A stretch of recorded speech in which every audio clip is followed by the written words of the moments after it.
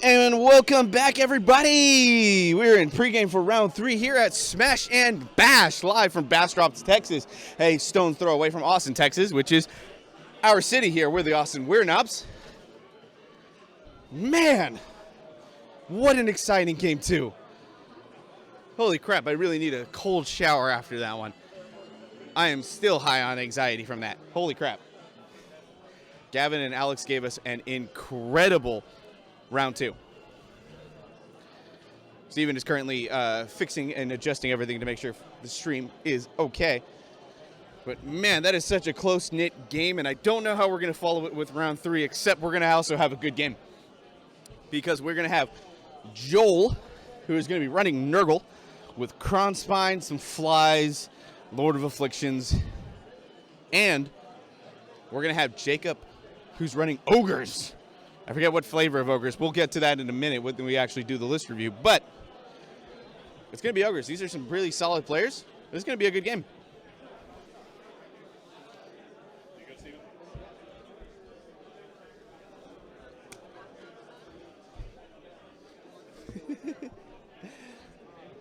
I think Spencer just tried to wave in front of the screen. There you go. High fives. Oh. Our map for round 3 is Power Struggle. 5 objectives in an X formation. That looks a little lopsided. Oh, okay. Joel is fixing that objective right now. So scoring this map is a little weird. It's hold 1, hold 2, hold more. However, you want to hold those objectives for 2 of your turns consecutively in order to get those points on top of battle tactics. What happened to our camera? None of them are prime, so in round 3, someone's going to remove an objective. And we'll go from there. What is up, everybody? Wait. Was there a new follower? B-Rad! What up? Or whoever joined the WOG, we thank you. Thank you, and I will go ahead and just...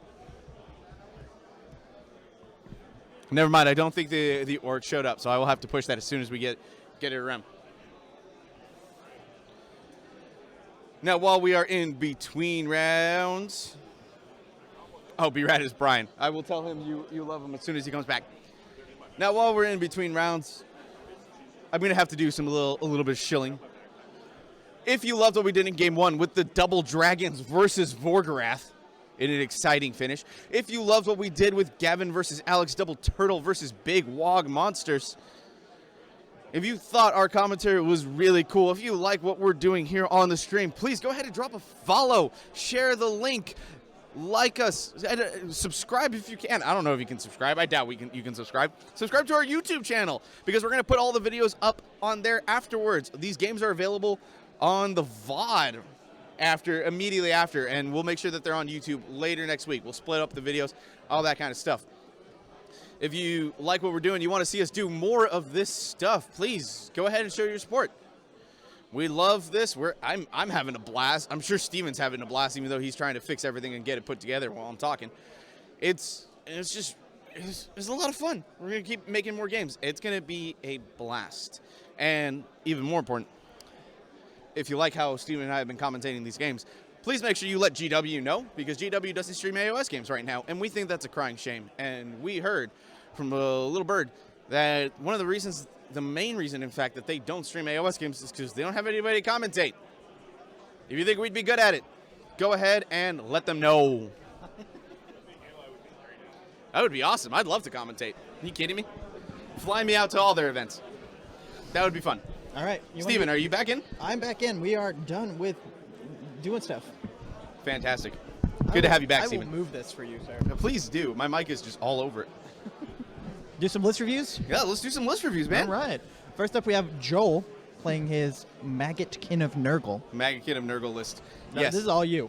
Okay, cool. He's running you're... Drown Men, which is great because he wants the flies. He's putting a lot of flies. He's got Hold the Line, which means all those flies are battle line. Mm-hmm. And his grand strategy is at least keep one of them alive. He's got Bloodthirsty as his triumph. He wants to make sure that he re-rolls those charges and gets in when he wants to. He's got Festus with the Plague Squall. I don't care about Plague Squall as much as I do his War Scroll spell. Mm-hmm. Festus' War Scroll spell is to take a unit. I forget what the range is, but he's going to put -1 to save on that unit permanently. Jeez. for the rest of the game. He can't affect a unit more than once with the spell. But if he casts that, if something's in range and he casts that spell, minus 1 save, effectively giving all his units a bonus of rend, which is important because all those flies have 1 or no rend. That's crazy. Yeah. And then he's got a unit of Blight Kings in addition to the 2 units of Blight Lords. He's got Blowab, a Maggoth Lord. And he's got a Lord of Afflictions with the combo that we're seeing. We've got Overpowering Stench. We've got, he's got Shield of Growth on there, not Split Horn Helm. Still good. That means he's getting that 4-up ward, if I remember correctly, on there.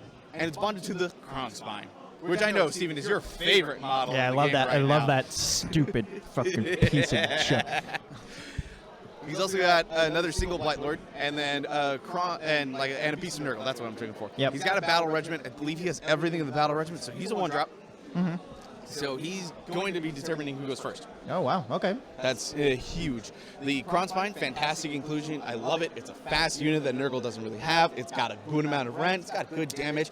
And it's just insanely hard to kill. I hate that thing. I know you hate that thing. For Nurgle, it's a fantastic inclusion. If you're running Nurgle, I suggest you try it. Proxy it. See if it helps you out. Because I like it a lot. Next up, we have Jacob running. Go ahead, Eli. It's wonderful. Should I say this title? Yeah, you said you were. Yes, I would. All right. We have Niggerok, the Epicurean of the 8 points, Bane of Behemoth, the Feast Day Fiend, Magma Muncher, Fish Flare, Gobbler of Ghosts, and Geist, the Boil Bashing Bastard, Mushroom Muncher, Snake Snacker, Boat Basher, the Sorrow of Storms, the Pillager of Pumpus, Bone Breaking Bully, the Scarbrand Smasher, the Breaker of the Fate Maker, the Brutalist of the Brutal, the Savagest of the Savage, Cruelest of the Cruel, the Croaker of Croak, Alariel's Annihilation, 13-time Rat-Eating Champion, the Crab Claw Cracker, the Veteran Man-Eater, and the Grand Over Tyrant of the Stone's Eye and Gamad, Spawn of Akuma. It's a Frostlord on Stonehorn with the most epic name that we have seen. What does that character do? It's a big Stonehorn. It's got Metal Cruncher.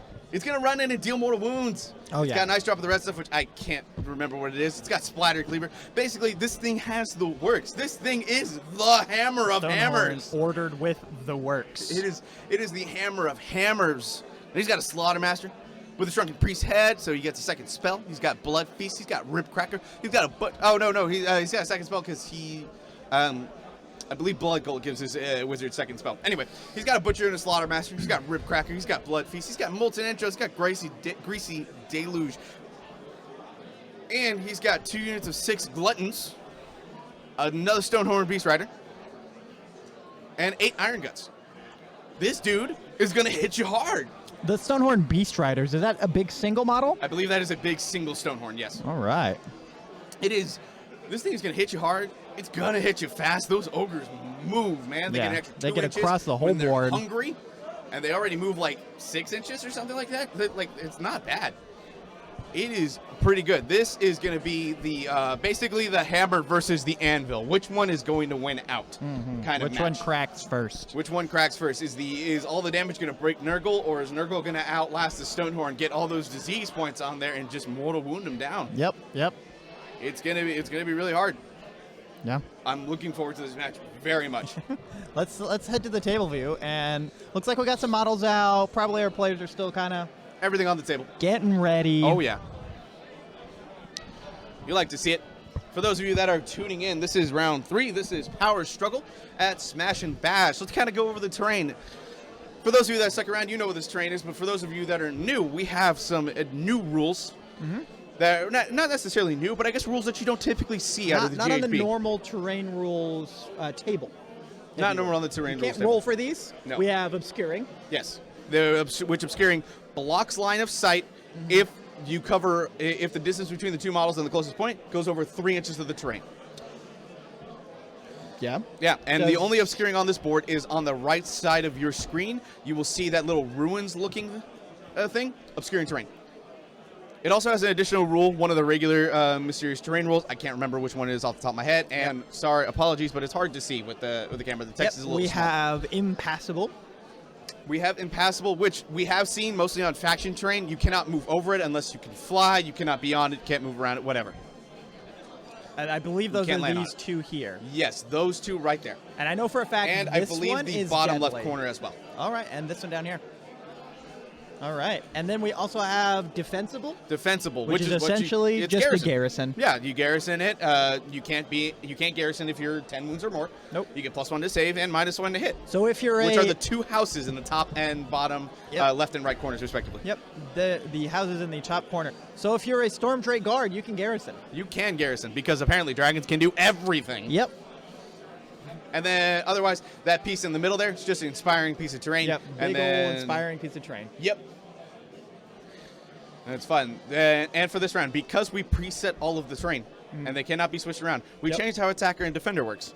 So whoever wants to roll up gets to choose. Attacker gets to choose who gets to draw first. Yep. If you choose defender, you get to choose side of the board. That way, we wanted to give defender something because they don't set the board. Nope. At all. And then it's still otherwise drop rules. Whoever gets to go first is determined by drops, which you already said Joel's a 1-drop. I didn't check whether Jacob was a 1-drop or not. I don't believe so. I don't believe he is either. We are double checking Well, right Steven is now. going to double check right now. And again, we're playing Power Struggle, which is the No, he is not. He has a Warlord and a Hunter's Battalion. Warlord and Hunter's Battalion. So Jacob's likely going first. Joel will get to determine by giving it away. Yeah, Either way, both of them has a lot of wounds. You have one unit of Gluttons, the Stonehorn Beast Riders, and the Iron Guts in that Hunters. Okay, yeah, makes sense. And once again, this is Power Struggle, so we got 5 objectives in an X formation. It's hold 1, hold 2, hold more, but there's a catch. You only get those points if you control those objectives for 2 of your consecutive turns. Yep. Specifically your consecutive turns, meaning you can lose the objective and get it back on your next turn and still get the VPs there. You just got to hold more than your opponent. So this looks like the old focal points for those of you that might remember how that plan played in 2nd edition, where you got more points if you controlled the opposite ones and then the center. Not like that anymore. That one you wanted to kind of control all the objectives. This one, you really only want to control 3. There's some shenanigans going on at the 40K tables, apparently. But really, a lot of this will come down to controlling the center objective, your home objectives, maybe a little bit of the back objectives, depending on how some stuff goes down. Yeah, it's interesting because you don't really want to move. Normally, the back objectives, you can kind of move off of them, still control them. Yeah. But here, since that scoring stipulation is so steep, Yep. you kind of want to keep something on that objective where your opponent just can't come in and take it. Yep. Would you want to do that normally? But here you want it even less because you have to control them for 2 turns to get any points at all. Yep, and I think there's something to be said. We're not going to be able to get the deployment zones on screen, but they are only the first 11 inches of the board. So basically, they go from the objectives back on top and on bottom there. Joel's attacker. Okay, so Joel is attacker, so he chose first drop. That's fine. I guess he just wanted to stay on the side that he was at. What's going to, like I said, the deployment zones are basically the 2 objectives you got on your side of the field back, and they are on the edge of the territory, which means you can aggressive expansion turn 1 on both of your home objectives because they are not wholly within your territory. They're only partially within. Yep. So this is going to be an interesting matchup for sure. I would expect Joel to start with his Lord of Afflictions in the sky to prevent Jacob from being able to get to it, thus preventing Kronspine from going wild. And then eventually to see that Lord of Afflictions tiptoe in the back, just land in the back so that he can get an extra 3 summoning points.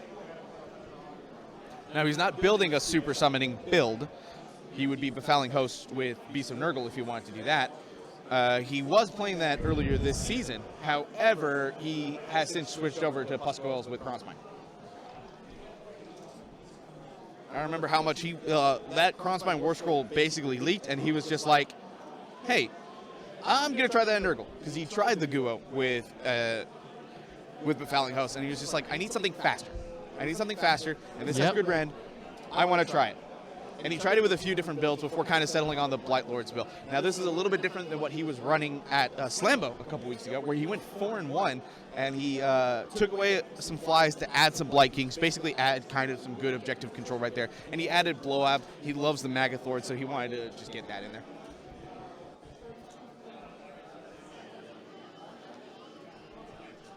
And you see Joel laying everything out, lining up those objectives, keeping that turn 1, putting that crown spine on the left there so that Jacob can look at it and be like, all right, well, what do you want in the way? Because that crown spine probably just going to march straight forward.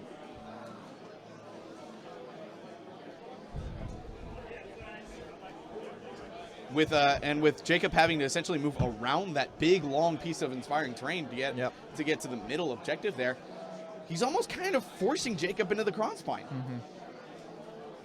A beautiful conversion, by the way. Oh yeah, on one of those stone horns. Yeah. It's a war mammoth. It's a chaos war mammoth. It looks I think fantastic. we talked about it earlier, actually. We did because you went around and looked at it. I'll have to get a picture. I'll throw it up onto Twitter in a few minutes, but once they're all deployed. But that war mammoth, it's fantastic.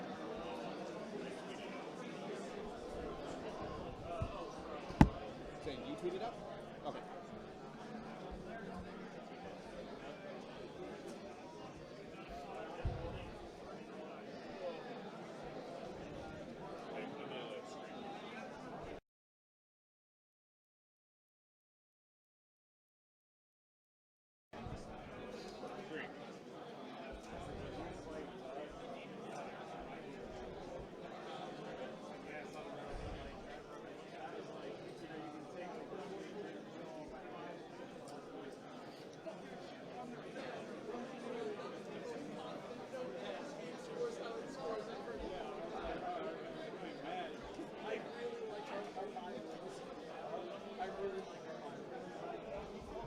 Now, Stephen, I am going to ask, would you please open that chat up so I can read from our beautiful audience? Yeah, of course. no. Stephen trying to make sure that he understands what's going on by opening up all those war scrolls so he can see how things work in Nurgle. Mainly Mawtribes, actually. Mainly Mawtribes. Interesting. Yeah. Now, here's the thing about Nurgle is that he does not have a sloppy bile piper to start, and a lot of that is, well, he doesn't run any demons. Notably, in that new 3rd edition book, Plague, Pusco, Blight Wars lost the demon keyword, even though their flies are technically demon flies. So they're just mortals. So he might summon in a Sloppity to kind of hold something back.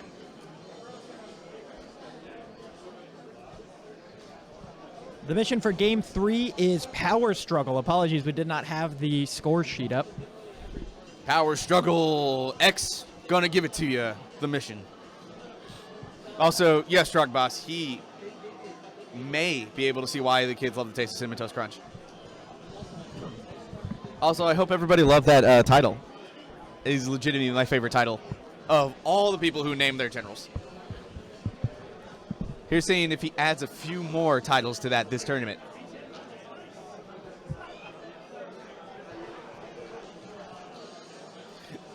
Oh, your uncle owns GW, Truck Boss? Fantastic.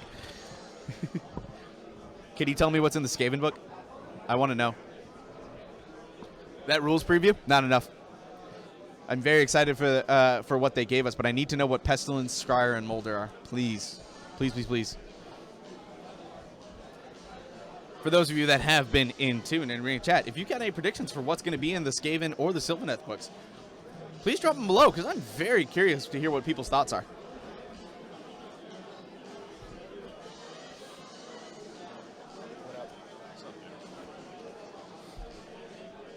Looks like Jacob is just deploying everything on the line there as well.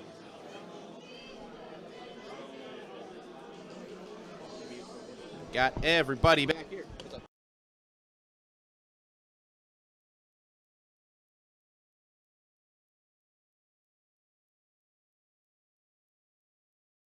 We've got a correction here, folks. Our paper is, in fact, wrong. That Magath Lord is supposed to be Orgots, not Blowout. What exactly does that mean, Eli? Orgots, I forget which one's which. I don't run the Magath Lords that often, so I'm sorry. I don't know that well, but I can find out.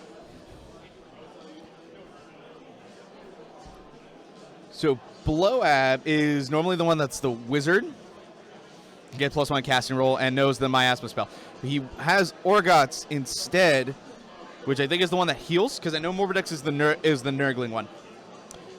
Yeah, so Orgots is the one that gets a free command point every turn. All right. And he gets a unmodified ward roll of a 6 to When he makes an unmodified ward roll of a 6, he picks a unit within 3 inches, gives them a mortal wound. Nice. Yeah, Acid Ichor. He is not the one that gets to heal back up. I think that is also Blow App. I'm looking right now. Don't even see the chat. Don't need people to tell me what to do. Never mind. I don't know. Orgat gives the free CP once per turn. Yes, there's that one. But there's one of them that also heals back up. Apparently the mortal wound you just talked about is non-wardable. Yes, that is correct. They are non-wardable. Anything that is a mortal wound that is caused as a reflection of a cause of a ward roll, whether it's Orgots or Archeon or Nagash, non-wardable. You just automatically take those. Morbidex is the one that heals. Thank you, Trog Boss. Oh, and Orgot slaps harder. Okay, yeah. It's great include.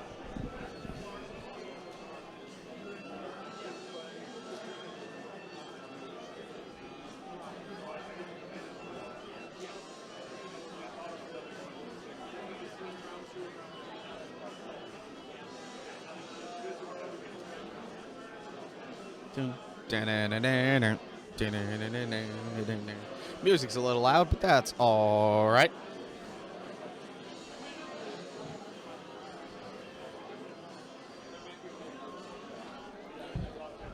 Looks like everything is setting up on the line. I see something that went on the mop up. Tell Joel to hurry up. Joel is done. We're waiting on Jacob right now. Yeah, Joel is a one-drop. He finished a while ago. Joel finished very easily. Very quickly. Jacob has a lot more models to drop down. So we're just waiting on him.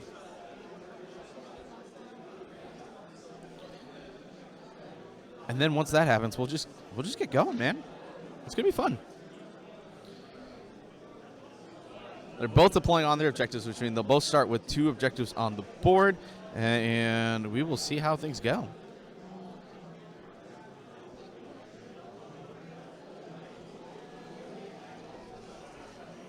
Okay. We got some other really cool matchups as well. I see a Skaven versus Stormcast near me. We got another Flesh Eaters versus Stormcast. Looks like we got Cruel Boys versus Big Wog. Deepkin versus Nurgle. Again, oops, all flies. I see OBR versus Zinch. That's a really cool matchup. I'd like to watch that.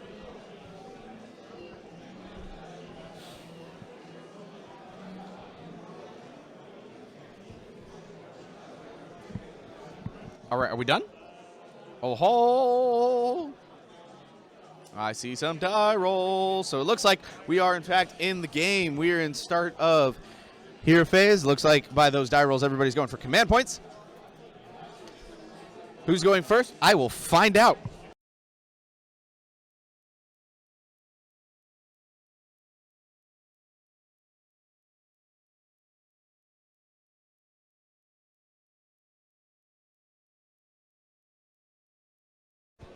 Just as I thought, Jacob has been given the first turn, and he is choosing to Ferocious Advance with 3 units. All right. Yep. I mean, which makes sense. He has enough units on the board where he doesn't care if he gives up 3 units for a free battle tactic. He's also not trying to charge this turn, so he is not. Totally fine to run and do some things. Oh, that's wrong. See, we're going to throw that battle tactic up. We got Ferocious Advance. This is for Jacob, though. You put it on Joel. Oh, my bad.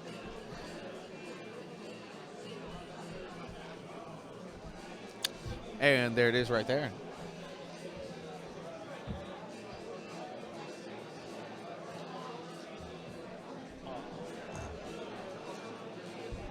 And while they're going through that, I would like to give a shout out to our definitely not sponsor, Sonic the Hedgehog G Fuel. Oh, God. Steven's saying, oh, God, because I've been obsessing over this all day. Legitimately all day. Delicious peachy ring flavor with a limited edition can. Yeah, it's going to be interesting seeing how Jacob, mainly as a melee army, gets around that big piece of terrain right in the middle. We've seen it hinder in a couple of games so far. Yeah, it was huge in holding Gavin off. Those brutes having to move around it to get onto the center objective there. especially when they started on the long edge. And in round 1, we saw it dictate the sides. Evan, being the corn player with Vorgrath, basically chose defender so he can make sure he was on the top side there, because he can fly over the little impassable terrain, but that long terrain makes it way harder. Nurgle Dove has Kronspine, and I do agree it's mean. Kronspine is evil. Yes, Coach. And people who play it should feel bad. I still love Kronspine in Nurgle, though. No matter anybody's feelings about it, I think it's a great include when you need something fast. It's an anvil that hits hard. It has more Ren than most of the rest of the army. Sure, it doesn't benefit from the Allegiance abilities. It's not going to do disease tokens on 6 to hit, but man, is it going to chew through some stuff and tie down some things. And if he gets into those Stonehorns and he kills one of those Stonehorns, that thing is going up a level. It's very cool. Would love to see. I might have to get a picture of this and throw it up on the Twitter account. I love what he did. He got this beautiful resin model. He put he made sure the sludge that matches his display board was on it. It looks very cool, very well done model. Kronspine's so hot right now. Kronspine's so hot right now. Not mad, I'm impressed. Glad to impress you, Coach. I'm angry. As Steven is mad. Steven, not fan of the model. I hate that big thing. Fan. I don't like playing against it, sure. Then again, I am Seraphon, and I just don't try to kill it. Community Bloodthirster Jeff tried to throw it at me, and he got a Basilodon with a 6-up ward and a 1-up save. Low tier armies, quote unquote.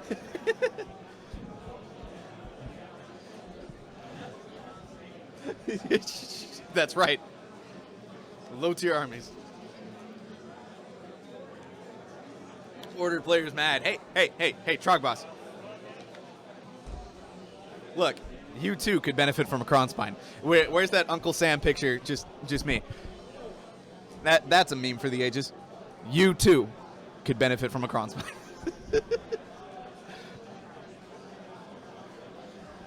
Community Bloodthirster Jeff currently running the Weird Ops channel. Can I talking ban, about his own personal experiences? Can I ban Jeff? And Cornet is fantastic. Being able to give it +1 to hit to like all your Bloodthirsters in an aura, beautiful. And Group Wise, also really good. Being able to get +1 to hit to like all your shooting stuff, solid. Well, I guess you can't do it to the shooting stuff. The Kronspine can't shoot, so it can't receive all attack in the shooting phase. But getting all attack on Gut Rippers, if you got Gut Ripper screening it or something like that, pretty good.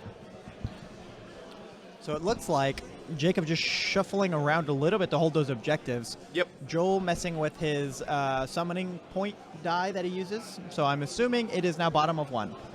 I believe so. And you can see that pregame move right there with the afflictions. I think he got on that center objective. He's finalist. Gotcha. And I think Jacob should have gotten just the 2 VP for his battle tactic.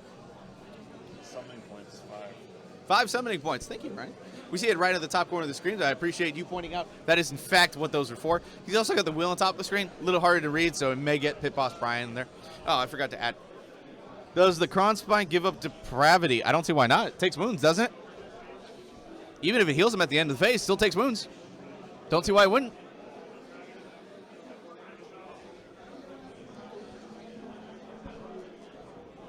Not sure you want to take an Instant Ash if that's what you're thinking, Dimitri. Otherwise, I can show you exactly why that wouldn't work. If you could bond it to Glutos, that'd be a whole different story, but you can't. That's a good point. Did he actually make it into that The center objective? that center objective? Not sure, but he got a lot closer. Foot ogres. Yes, a man's man. Foot ogres with a couple stone horns.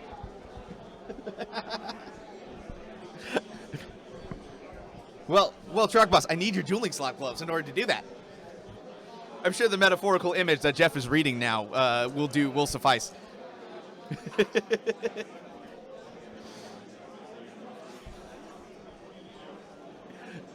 This is wonderful. Looks like he is, in fact, moving forward on the objective. That single plus goal Blight Lord, shaky camp.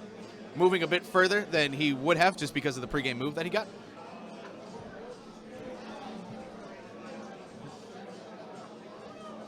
Steven, I think, going to remind them, please be careful. Equipment expensive. Equipment expensive, and shaky cam does not make good report. Did you shake? Yeah. Okay.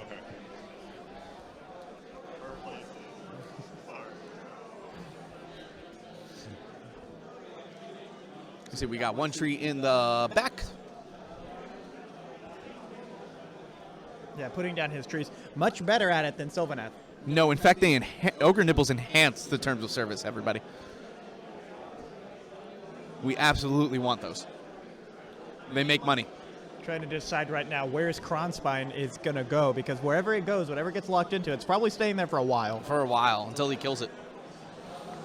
Ogres are 4 wounds apiece, so he's got wound density, but the save could break to the rend. He can't run and charge yet. He's got to go wild for that. Oh, look, there's some flies showing up in the bottom right corner there. Ogres did Behind not that screen them defensible out terrain. Well enough, so now it's going to flies are going to show up in the back line. Yep. Now, I wonder what's some interesting play. If he shows, I believe, does Garrison happen at the end of the movement phase? I think so. I wonder if there's some play that he could make where he could summon the flies on the board and then Garrison in, because it's both at the end of the movement phase. Oh, yeah, true. Wouldn't that be interesting? I don't know how useful that would be, but it would be interesting. It would mean those flies are in combat without having to charge, True. because those ogres are within 3 inches. Would he be in range to attack? No idea.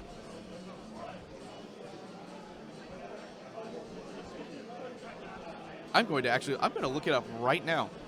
I'm very curious. I want to know this play. I don't know if that's what Joel's going to do, but it's a very curious thing.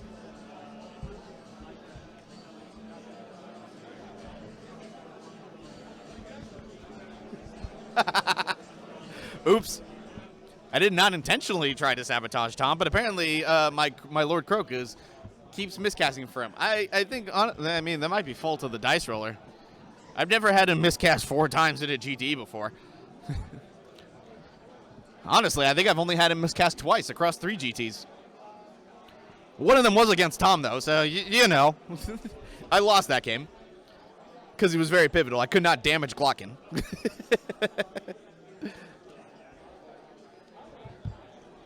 The event is on BCP. If you search up, it's Smash and Bash. Use the ampersand instead of the word and. And I don't know if Coach, we can get you a link. Don't you worry. Pit Boss Spencer going to tell us. Croak and Marathi guarantee 2 miscasts per game. Yeah, for sure. Dimitri, I don't know if he's using weird knob dice. Maybe that's why he's rolling those miscasts. Maybe he's not rolling those weird knob dice. We should get him a pair of dice. Weird knobs dice or go home. Yeah, weird knobs dice or go home. Maybe that's the problem. He's using my Croak, and he's not using weird knob dice. Come on. 3 miscasts so far, and he's not even into round 3 yet. Oof. Oof, oof, oof.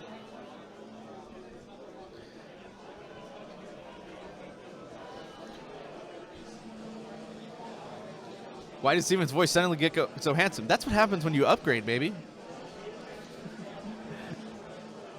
That's awesome, Coach. Luckily, these videos will be on the VOD for a couple days, and then we'll break them up and put them on YouTube later. So you should be able to catch. I highly recommend Game 1 and 2. I have a feeling you're going to like them a lot. Coach, I have to ask here. Are you a syrup person, or do you use honey on your pancakes? Because I'm a honey man myself. I don't like either. I'm a butter man.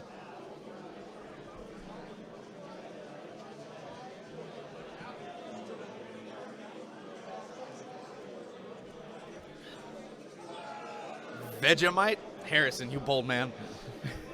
That is an option, Harrison. I don't know if it's a good one, but it is an option. He still hasn't moved that Kronspine. No, does he want to? Kronspine. For the man who has nothing to hide, but still wants to. Bonus points if you can guess the show.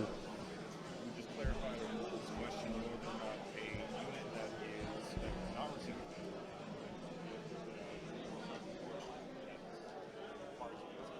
There is, if you, so, it works because the Yes. hero is the one who issued receiving cancel. yes. Yeah, that is in the core rule FAQ. I'm just playing what happens. Yep, for Appreciate it. So, hold on. What was Joel's battle tactic? Huh?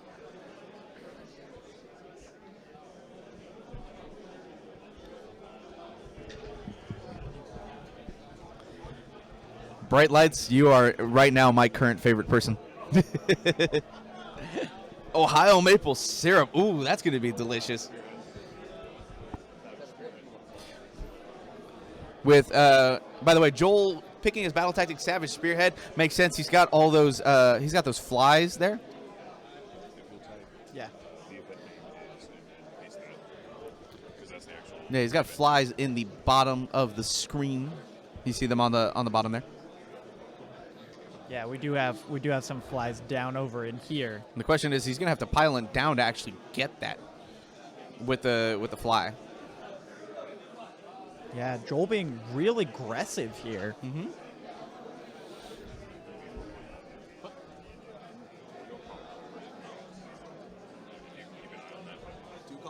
Okay, yeah.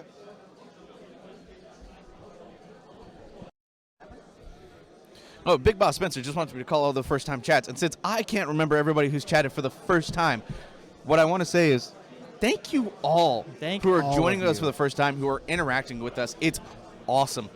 We are here not just for ourselves, but for you. More games live equals more better fun for the community. So we super appreciate it. And every follow that we get, we super appreciate it. If you like what we're doing here, go ahead and drop us a follow. Subscribe on YouTube. Do all that good jazz. I'm gonna keep shilling it. If you like what we're doing, tell GW so we can live stream their games. We're going to be doing more of it as well. We're going to be doing more home games. More home games. More streams. More everything. Yeah, for real. If you like kind of the stuff that if you want to check out what we're doing on the youtube.com/WeirdKnobs channel, there is a game between myself and our Texas Masters Grand Champion, Welcome Matt to Robish. the wall. Welcome, top. Yeah, there is a game up. The audio is a little glitchy. Okay. But We're still working on that. we're working on getting that fixed. But it's still really good gameplay. One of the things we want to do on our channel is bring competitive level battle reports just between some top players. Now I don't want to call myself a top player, but I do believe I play a good game against Matt. Will we do hot tub battle tome reviews? Oh, you know it, Coach. Soon as we get that hot tub, soon as we get those battle tomes, we will do hot tub battle tome reviews. If you would like to fund us a hot tub, if we get a hot tub into Steven's backyard, we will do absolutely hot live tub stream battle hot tome tub reviews. battle tome reviews. You can bet on it.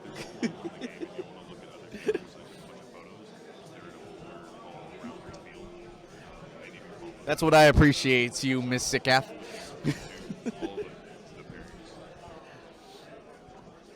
Randy has a hot tub. We might be bugging him. Maybe. Negative. I don't think Steven wants to be in a hot tub. I see double ones on there. I have no idea what that means. Oh, it's a save roll. Okay. yeah, we are casting the game. There are things happening. Yeah, sure, but I want to talk about reviewing battle tomes and hot tubs. Yeah, it looks like the only combat we actually have is the. I think these are gluttons.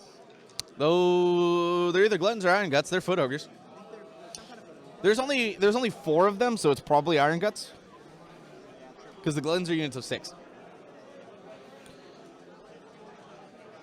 Now, just so everybody knows, for those of you who might be worried he might not get his battle tactic, there are 3 flies down there.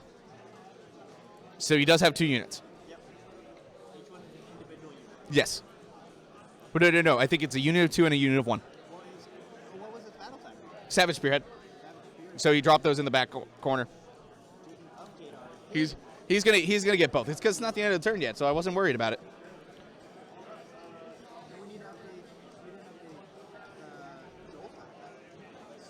Oh, that is my bad. I should have done that. I knew about it. I talked about it. Oh well. And that's it. Because again, you have to control these objectives through 2 consecutive turns to get the hold 1, hold 2, hold more. Steven, you are muted, by the way. Shit. These mics are very finicky. Running joke. This has been an issue all day. Keep muting myself. He keeps muting himself. A lot of it is because we don't. We're trying not to infiltrate into each other's mics. A little hard. We don't have shields. There's a lot of noise going on.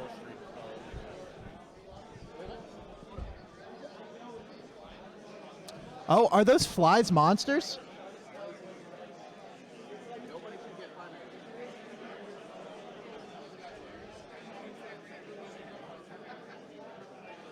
Double checking the score right now. I heard something that's not 2-2, which means I have questions.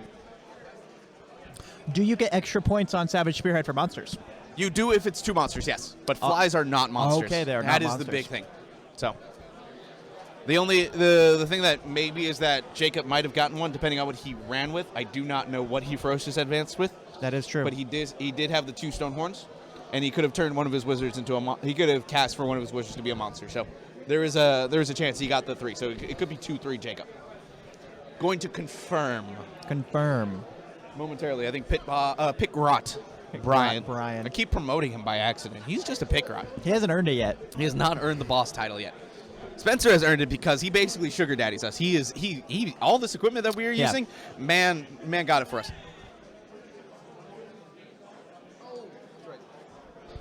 You still get 1 VP if you control more than the opponent. Interesting. Yes. Okay, so Joel. So Joel should have a 3rd VP.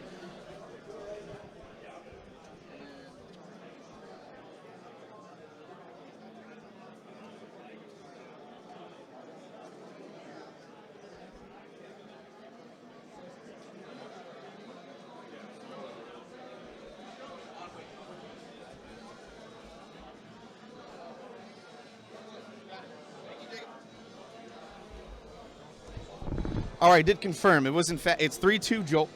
He won the priority. He's taking the double turn.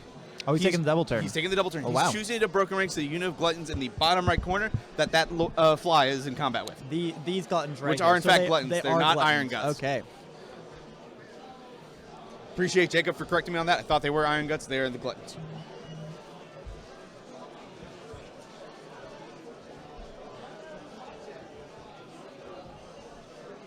Top of 2. Nurgle turn 2. Nurgle Top turn of 2.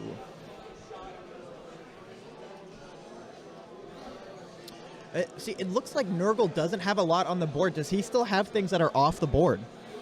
At this point, no. I think he has everything out.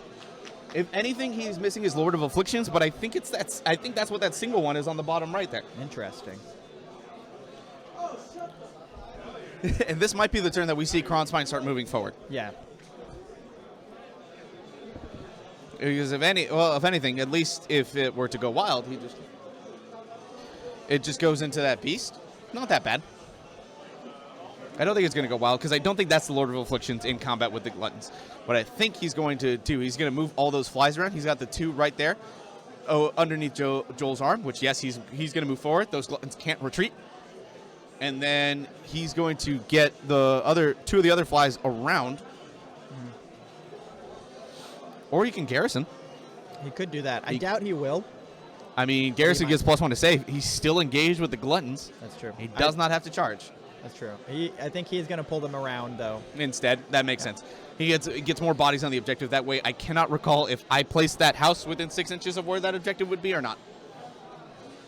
Because I'm going to be honest, I set this table yesterday for first blood, whatever our first mission was. I can't remember. It's been a long day. But I do notice there's a lot of flies on there. So bank on that disease token right there, that purple die. Steven, would you circle that purple die? Yeah, of course. Right there. That is what Joel uses to mark his disease tokens. I would bank on that being a 7 this turn. Yeah. If he gets all 5 flies in there, that is 55 attacks. That's a lot of attacks. Yeah, each fly has 11 attacks. If those gluttons kill a fly, that's 11 attacks dead. Also keep in mind the Dolorous Toxin for each of those units. One of the on a 2-up would do D3 on the charge. Yeah, Joel being extremely aggressive here, more aggressive than I am actually used to seeing him. What he wants to do is he wants to take that objective away and force Jacob to take it back. Yeah. In order to get the primary VPs on the bottom of 2. He's going to get the primaries at the end of his turn, right? Yeah, he'll get the primaries. Now he'll get the hold 1, hold 2 because he controls all 3 objectives up there. Oh, here he is. I don't know whether he's some of those Nurglings. I see Bringing in 14 some points in the top left corner there. Bringing in some Nurgling. So I think he's some of those. I don't think those were in his starting list. They were not. They were not. Okay, so those are going to be summoned. We'll see him go from 14 down to something. Someone remind me. I don't remember the summoning table by heart. I want to say it's 8 for a unit of 3 Nurglings. So you should go down to 6. Drogboss, I know you're in the chat. I know you play Nurgle. Tell me. Tell me, please. Got to be a little polite. Yeah, doing some charging now, it looks like. Yeah, getting those Yep. flies down there into... Wow. Oh, interesting. He's going to... not the Stonehorn, but he's gonna- the Riders. Oh, okay. Well, that's fine. That works. Yeah, 8 for 3 Nurglings. Cool. I'm glad I remember something. So he charged over there. He's going to do mortal wounds to that. I mean, that's not a bad idea either. Normally, you want to charge the monsters. You don't want to be charged by the monsters in ogres. That's true. Yeah, 'cause they all do impact hits. They all do of them. impact hits, and the monsters do them on 4-ups, not 6s. Yep. So the last thing you want is a Stonehorn to roll a high charge roll. Very cool. Real quick, I'm going to go find out what's on the wheel, what the wheel is at. Oh, That way yeah, we of can course. Keep track of that as well.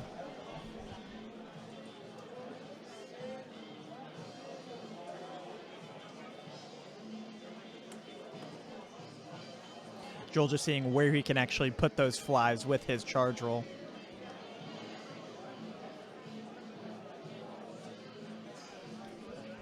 So it looks like right now we are on corrupted regrowth. He got CP, the corruption points for every friendly normal on the board, which is just 1 in this list. He's Yep. not worried about getting a bunch of extra trees.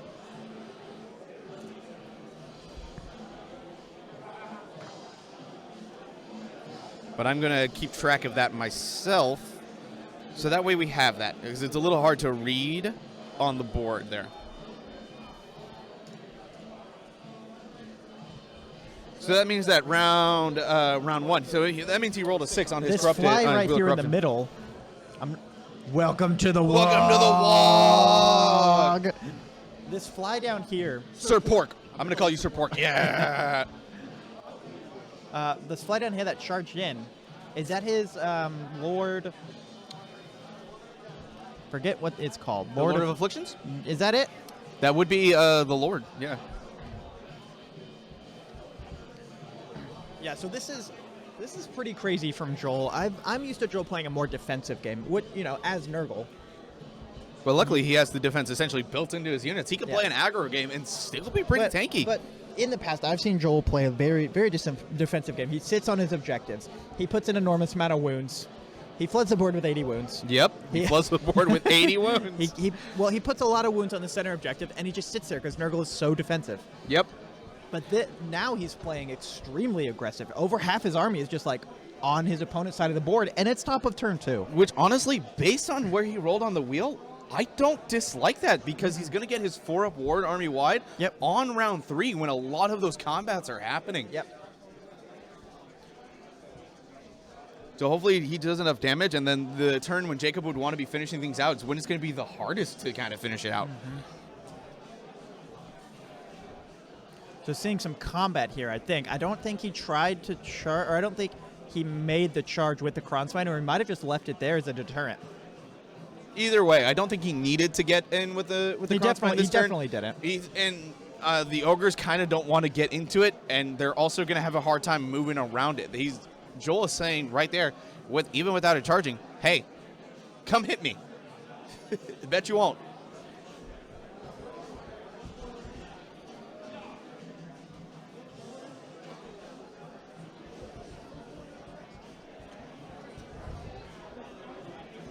All right, there we go. No card made. So now we know what's going to happen with the wheel this whole game, because I wrote it down. Smart grot thinking. Smart grot.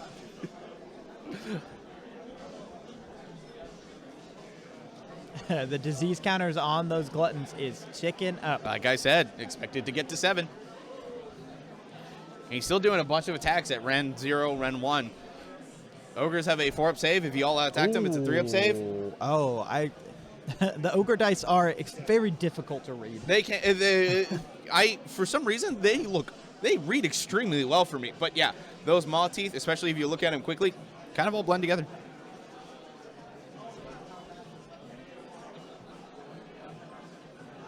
Welcome to the wall. Sir Pork the Fatty. Walk, walk, walk, walk, walk.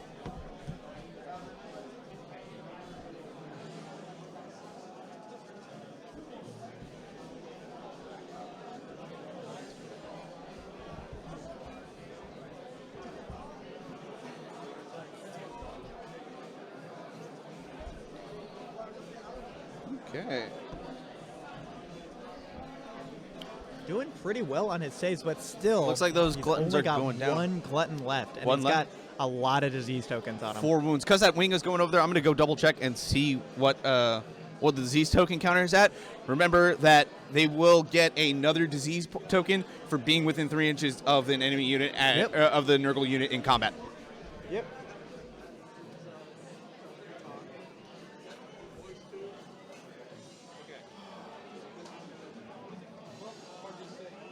And just like I thought, that disease token counter is on a 7. 7. Joel being kind and moving it underneath that wing for us. First time chat, Sir Pork. Thank you. Sir Pork, the second of the line. Oh, so we got the first and the second. Yeah, of course. Welcome, the entire pork family. We love the entire Pork family. Could always use some more Iron Jaws players. Yes. Oh, absolutely. Run Iron Jaws, run Pork. I love it. That's what I like to do. Are the ogre dice slightly bigger? They are bigger, yes. Because fat boys love themselves some big dice. The ogre models are slightly bigger. The ogre models are slightly bigger, so their dice are slightly bigger. Now, that something to note: that skull is a 1, and the full maw is the full maw is the 6. Yeah, for those of you viewing at home.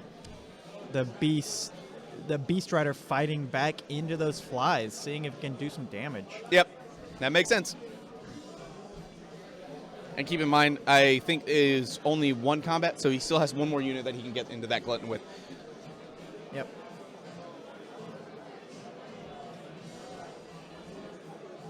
Looks like 7, so 1 more wound left on that fly there. What unit does Joel have sitting right here in the center of the board? That is a unit of Putrid Blight Kings. Okay. Mhm. That's what I thought it was. Yeah, which, cool enough about the Putrid Blight Kings, the champion has 1 extra wound, which means that guy's 5 wounds, and he counts as 2 models. Oh, wow. So instead of 5, the unit actually counts for 6 models. Odd. Yeah. Very odd. Now, if you were to say that he had Glockin has a special Fleshy Abundance type of thing, which Fleshy Abundance is the spell to give an extra wound to a demon unit, most notably used on Plague Bears. Glockin has one that applies to mortals. It's not uncommon to see him used on a unit of Blight Kings, and then every Blight King counts for 2 models. Crazy. Effectively doubling the model count for the turn. It's very cool tech.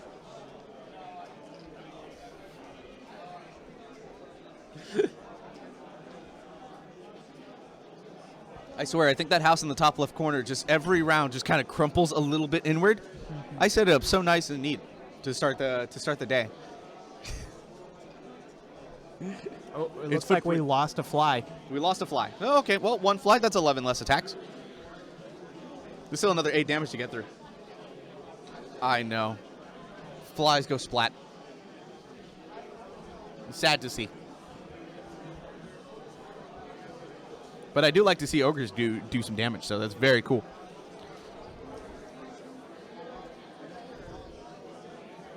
Your houses still look beautiful, Harrison. Don't worry. Which, by the way, I haven't said it enough today, but shout out to Harrison. All of this terrain, he's the one who printed and or painted it up, and it looks beautiful. And I believe this mat is his as well. So, great mat. If it's not his, well, you know what? He's going to get credit for it.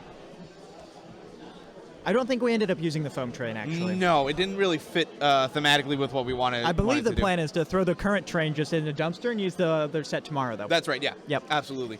Current set into dumpster, everything else are up. First time chat, Andy O'Reilly. Tuning in from London. London. That's Andy. Oh, that's Andy from Adepticon? Oh, that's awesome! Yes! Hello. Very cool! Hello, Andy from Adepticon. Andy, we met him at Adepticon. Spencer and I, when we traveled up to Chicago, and so very nice, very cool to have you in the chat watching. Hope you enjoyed the game, man.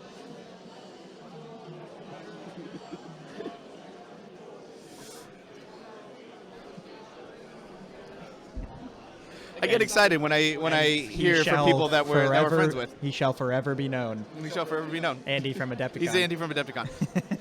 Well, now he's Andy O'Reilly. Now I know his last name. Adepticon Andy? Adepticon Andy. I like that better. That is a cocked eye. Please roll that again, Jacob. Thank you. He didn't hear me, but... Yeah, I'm not sure where the combat is. That we might be in Ogre's turn 2. We might be. I'll double check in a minute. All right. I got excited when friends join the chat. That's usually an exciting thing.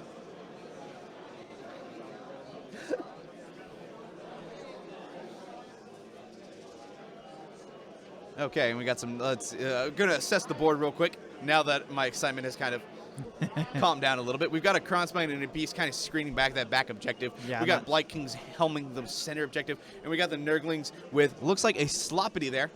Disgusting. Disgusting. The Sloppity gonna be really to support those Nurglings, prevent the pylons from there, and we got a bunch of flies on the bottom. I still don't know how this game works. That's okay. All you gotta know is 2 important things. No matter what models you put on the table, gosh. roll 6s and kill the heroes. Yeah, look, his battle tactic is broken ranks on this unit of Gluttons down here, so he's really counting on those disease counters to take out that last one. And I think he may have one more activation from the fly. I don't know if he does. I don't know. Even if he doesn't, he's still got 7 dice that on a 4-up are going to do mortal wounds. True. Oh, the Stonehorn piling in a little bit. Yep. Getting a little bit of free movement. Yep. Going to be slapping in at that Lord of Affliction, I believe it is. I think that is his Lord of Affliction. I'm going to go ask because I want to go take a picture of that stone. That's Eli bubbling with energy today.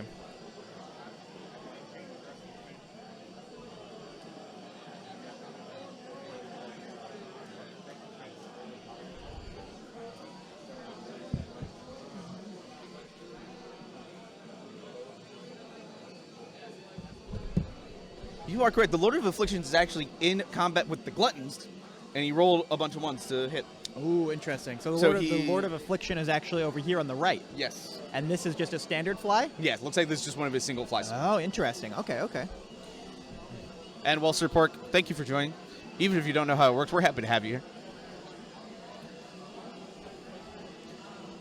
So because the Lord of Afflictions didn't do anything, he is wholly relying on that battle tactic. Or he's not On battle the tactic. disease Sorry. tokens. He's relying on the disease token. 7 4-up rolls. If the dice are average, he'll either get it or be 1 short. Yep. Yeah, average 3.5, right? 50%. This is the turn that he really would have liked that his round 1 buff, which is the +1 on disease rolls. He would have loved to have 3-ups.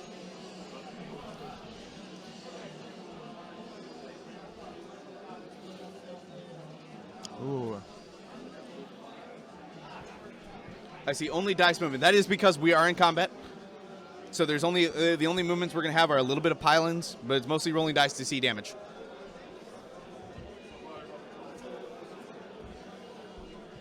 And we did get some pictures. I did not need to take a phone picture because Community Bloodthirster Jeff was already there taking pictures with his better camera. He's going to actually do that Stonehorn some justice.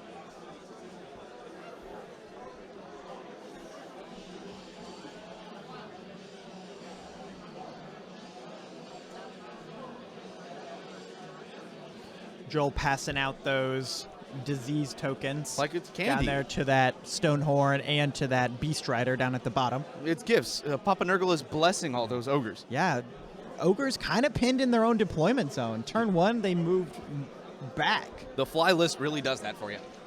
Being able to deploy outside off the board and then come in on the board, get in those charges, get in your deployment zone. It's very strong for holding it on. I'm good.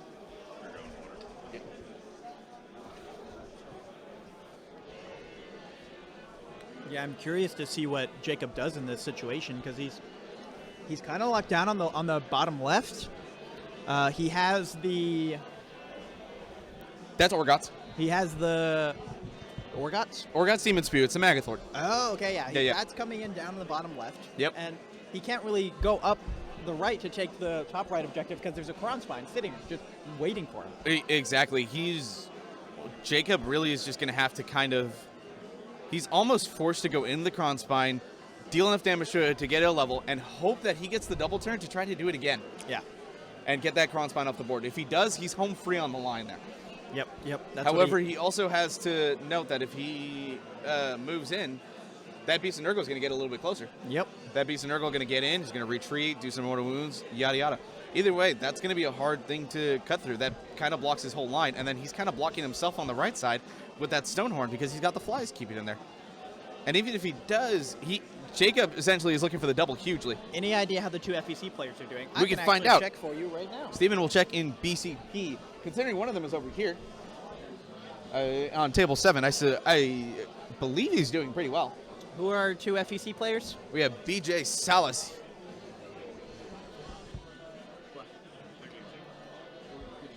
Someone asked how they're doing.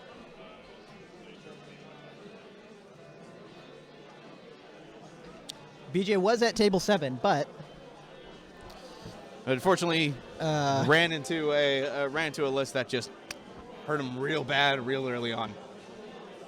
so As far as the records go, we shall see where he ends up. I will check the records. Steven, can you check on your BCP, or do I need to open up the app? Hold on. I will check. Yeah, open up the app. It's way easier to use than the site.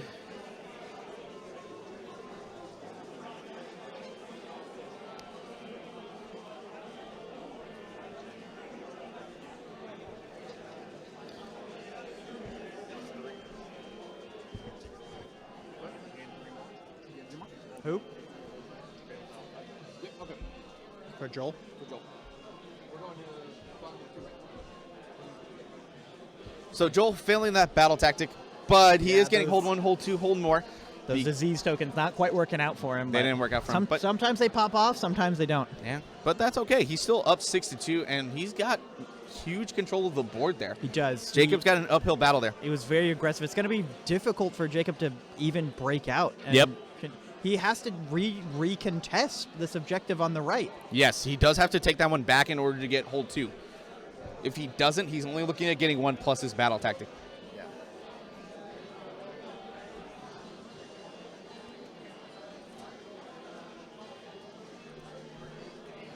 So as far as Feck goes, Surge, I see I got 1 and 2.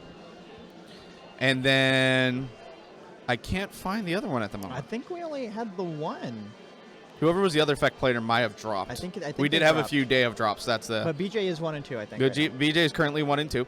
But like I said, he was doing it right. He was 1 and 1 going around round 3. Just randomly got into a list that just kind of countered him.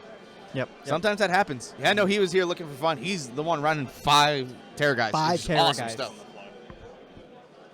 What? The solo fly right here? Bottom one? Broken ranks? Sounds like Broken Ranks is the battle tactic for Jacob as well, but he's targeting the solo fly with his Stonehorn.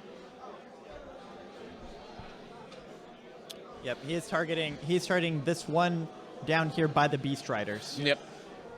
Makes sense. It's still 8 wounds. He's got to get through the disgustingly resilient, but Yeah. it's possible. Disgustingly Resilient is a 5-up save. It was a 5-up board save. 5-up ward save. Got all Army kinds of damage. wide. Pretty Yep. good. Oh yeah. Man, the only thing that I mean, would it's be called better, disgustingly resilient for a reason. yeah, the only thing that would be better than that is like -1 damage army wide. That'd be pretty crazy. That is pretty good, but we don't get it with the 4-up board or a 5-up board. Looks like that fly took up some damage. Yeah, he like we've been saying, he's real aggressive and he's charging in, but now he's But- taking the crackbacks and the flies are a little squishy. Yep, but like we said, Jacob needs to basically kill all the stuff that as much Yeah. stuff as he can, Even- and he but needs to he- win the double because he needs to move on to the objectives. Because Yeah. again, you don't. Not only do you need to control the objectives, you need to control them for multiple turns in Yeah. order to get VPs on the primary. If Joel can stall out until turn 3, he might just have the game, even if his whole army is dead. Even if his turn 3, turn 4 for sure. Even if his whole army's dead. But the thing is, he's also going to get a bunch of CP. He's going to keep summoning. What did the Skaven player said? I'm more dead than him, but I'm also winning more. Yeah, that's AOS. You can kill your own army and still be up on VPs and win the game. Like that's kind of the Soulblight game plan, right? Like eventually you're gonna start losing everything, but Yeah. you're probably up on VPs at that point. You starve them out. Looks like we are doing hero phase and movement for ogres. If you're just joining us, this is the Smash and Bash 2022 Crumpin' Austin Weird Knob stream. And yeah, if you like what you're doing, hit us up, give us the follows. We're pretty much at Weird Knobs on Twitter, / Weird Knobs on YouTube, / Weird Knobs on Twitch. Yeah, interact with us. Tell us where you're from, what you're playing. Beast of Nurgle is currently Welcome to the war. Welcome to the war, Candy.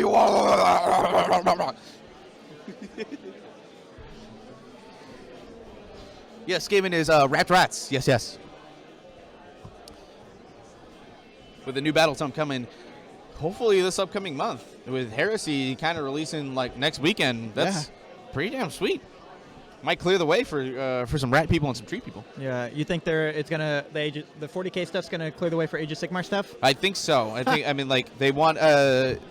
If we were gonna get the Age of Sigmar stuff first, we would have had it by now. That is true. They're gonna release their big Heresy stuff. I'm surprised they aren't waiting until July. Usually that's when we see all their big releases. With this new edition, I guess they just wanted to get it out.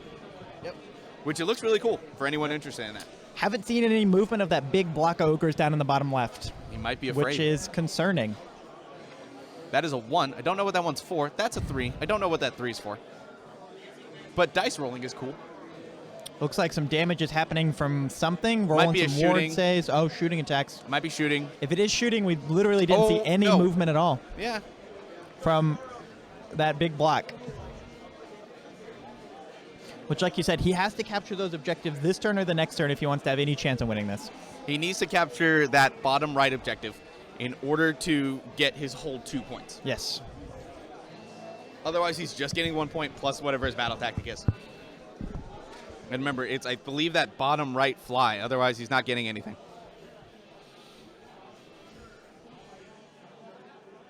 Okay, we're in movement now, which makes me think that that was a spell to deal some mortal wounds there.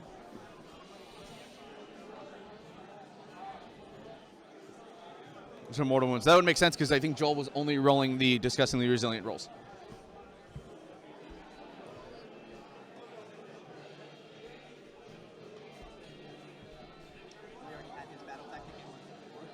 Yes.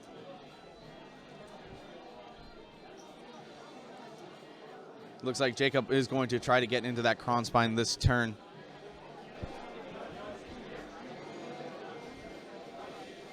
Yeah, so while you were gone for a split second, Steven, those damage must have been mortal wounds from a spell. Gotcha. Yep. He does have oh god, what's it called? He has a couple of different spells that could have. He's got Rib Cracker. Let's put the -1 save on the Beast of Nurgle. He's got Greasy Deluge. He does have Greasy Deluge. And he's got Blood Feast. Blood Feast only adds attacks. It doesn't actually do mortal wound. Blood Feast has attacks. I don't know if you got that. Molten Entrails also does more damage. So interesting. I wonder what it was. He might have Arcane Bolt. Maybe.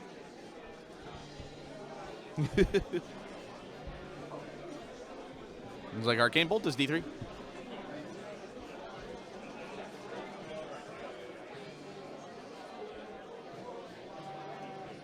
Now the big thing is that the Lord of Afflictions is very far away from the Kron Spine, so the Kron Spine cannot like retreat or do anything. He's too far away. He's so hot right now. Kron Spine's so hot right now. The Kron Spine's so hot right now. Which is really sad and depressing.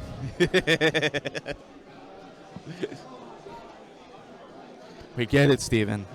You're jealous. I can't think of an army I would want to play less than Nurgle with Kron Spine. Steven is a simple man. He follows the philosophy when he plays his armies, the ABCs I just want to roll of Age dice. of Sigmar. Always be charging. Always be rolling dice. I just want to roll dice, man. Yeah. Even his like Stormcast Super Friends list, Don't worry. it looks meaner than he is, Mr. #tryhard. #tryhard. I am in fact the biggest tryhard in the Weird Knobs. Absolutely. Running Bastion, Accelis, Ardrake, and full names. Yeah. I'll There's get a couple other units in there, but yeah. I'll get to roll a lot of dice with my 320 zombies list. Was it? God. 320 zombies and a necromancer, folks. What's the over under on how long it takes to finish a game?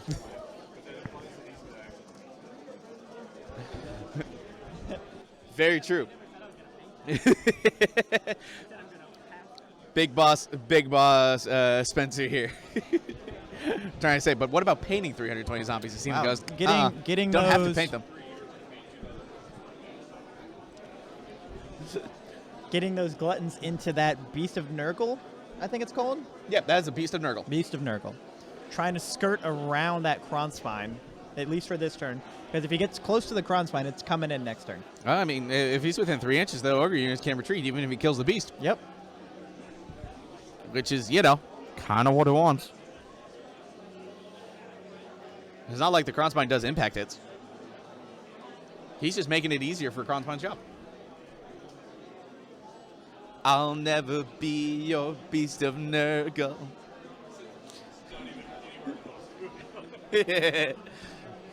Making the charge into the Kronspine. Can the Gluttons do enough damage? He's trying, and the To reason he's bracket doing it. that is because he wants those mortal wounds, even if it's only on 6s. Yep.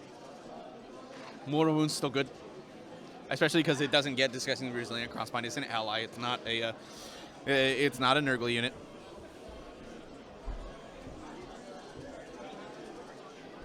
Remember, he has to deal at least 18 wounds to that thing to guarantee that it D-levels. Yep. 18 is a guarantee. 10 to 11 is when it mathematically goes in your favor. If you do 17, that will be the time when your opponent rolls 3 6s. Absolutely. And you'll just go home. I will scream. Why can't I get that on my engine, the gods? Because Seraphon don't need any help, Eli. Don't We've know what talked you're talking about this. It's not that. I'm not asking for help. I'm asking for the dice gods to favor me. Just once. Just once on my engine, the gods. I rolled a 17 3 times across GTs this year.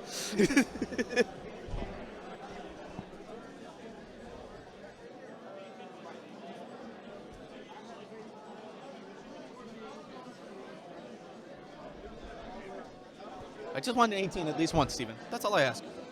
Give me double attacks so I can wreck somebody.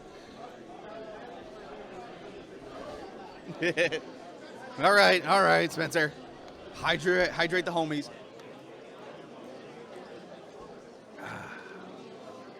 Water. Crisp. Clear. Hydration.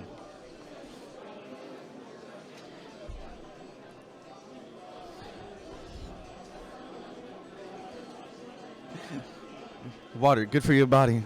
Good for your mind. Hydrate for Good the for your mind. soul. That goes for all of you guys. Drink water.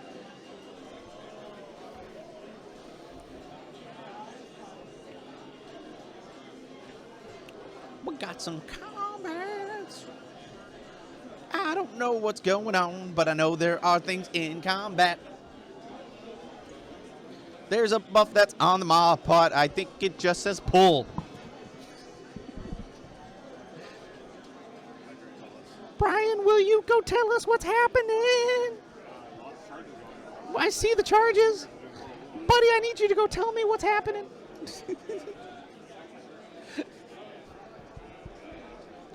Brian going to go tell us what's happening. Steven might get tired of my singing. But it's useful. No.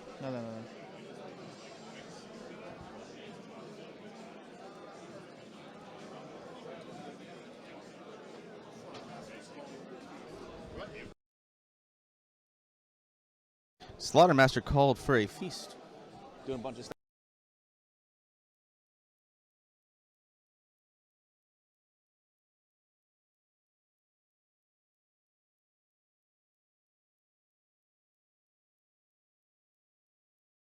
I mean, you can. The prime objective on turn 3 is a can ability. You didn't hear Spencer yell, but he did. Piling in those look like the Iron Guts. Piling the Iron Guts. One of them is absolutely the Iron Guts unit, since Into the Glen was Kronspine. all the way on the right. Yeah.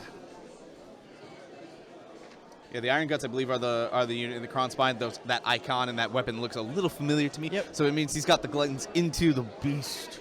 Into the Beast of Chaos.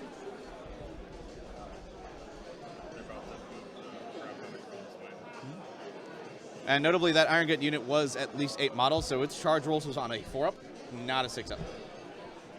Look at all that. Look at all that damage. Wow, that's a lot of damage. Unbiased opinion, but I hope Kronspine dies. Unbiased, surely. Well, here's I got bad news for you, Steven. He's not dying. He doesn't die. He does not die this He turn. never dies. He's not going to die this turn. You need another turn for that to happen. Might die next turn. But not before Crossbones get hit back, because, you know, it doesn't de-level until Battle Shock. Nope. Yeah, waiting to do that all-important combat in the lower left for the Broken Ranks. But I think it's a good choice to start with the Iron Guts in combat with Kronspine, because when Kronspine hits those guys, there's going to be a lot less of them. Yeah, there's going to be a lot, for sure. And that is a really big thing, is that the Kronspine doesn't get worse in that combat, that he takes a lot of damage. You could put 18 wounds on him in combat. He doesn't de-level immediately. He's still going to be at whatever he was. Yep. He's going to do a crap ton of damage, and then he's going to de-level and still do a bunch of damage back. Kronspine and now attacking the Beast of Nurgle. Say what? 21 wounds to Kronspine. Now the Gluttons are attacking the Beast of Nurgle. Okay. Why is he getting? Did he go Iron Guts then immediately? I guess a lot of them attack all at once. So the Iron Guts did 21 damage to the Kronspine, which means it's going to go down in Battle Shock phase a level immediately. And now the Gluttons are attacking the Beast of Nurgle, because we did call we called the priest. However, and I appreciate the stream. Thank you for tuning in, Teak. We loved having you. Yeah, man. Thanks for tuning in. Hit us up on our next stream, which should hopefully be here pretty soon. Yeah. And yeah, we'll be streaming tomorrow. We'll stay in for a few minutes after round 3 just to talk things out. But tomorrow we will be bright and early. I believe Game 4 starts right at 9 o'clock. So we'll be in at like 8:30, 8:45, just like we were today.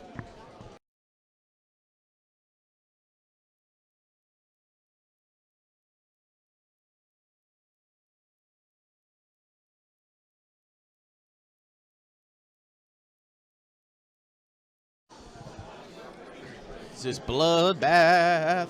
Look at those damage. Doing some actual good damage on the left there, but doing damage isn't scoring him objectives. That's true. But again, he was in range. That bottom left corner's not really threatened. Not really. He can move out, so he has to try, but I don't know if he's tar pitting himself too much and throwing too much into that Kronspine just for it to die. Yep. And no, the Kronspine has not gone yet. No, the Kronspine has not. No, the Kronspine has fought. No. This is the damage going into the Beast of Nurgle. This is the Kronspine, because the Kronspine was here. The Kronspine was here, and it he's swung piled around. in. Yep. And I think he's attacking into these. Yeah, he these might be. That's a Gluttons. lot. But the Gluttons hit back. Okay. But the Gluttons are now hitting back, so I think that's And what the actually Gluttons killed the happened beast. there. That makes sense. There we go. Which, Havoc, thank you for tuning in. First time chat. Wow. Yes, hello. Hope to see you more. Yeah. Let us know where you're hanging out, what you're playing, what you're looking forward to playing. No one's told us all day, but we would love to have somebody at least I at know, once. I keep asking, but Steven no one keeps asking. Everyone is so secretive. Genuinely curious, and yet no one wants to tell us. No, someone told us earlier. Blood Angels and Fire Slayers. Oh, that's right. Yeah, Blood Angels, Fire Slayers. One courageous soul. One courageous soul. Lurker from Oklahoma. Hello. Wow. Little far. Lurker from Oklahoma. Love it. Love it. How did you stumble across the boys? The boys down in the pit of Grumpin.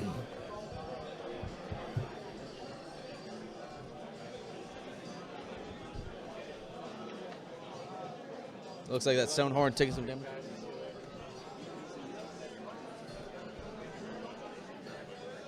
Yeah, so this lone fly down here, trying to put some damage into this beast.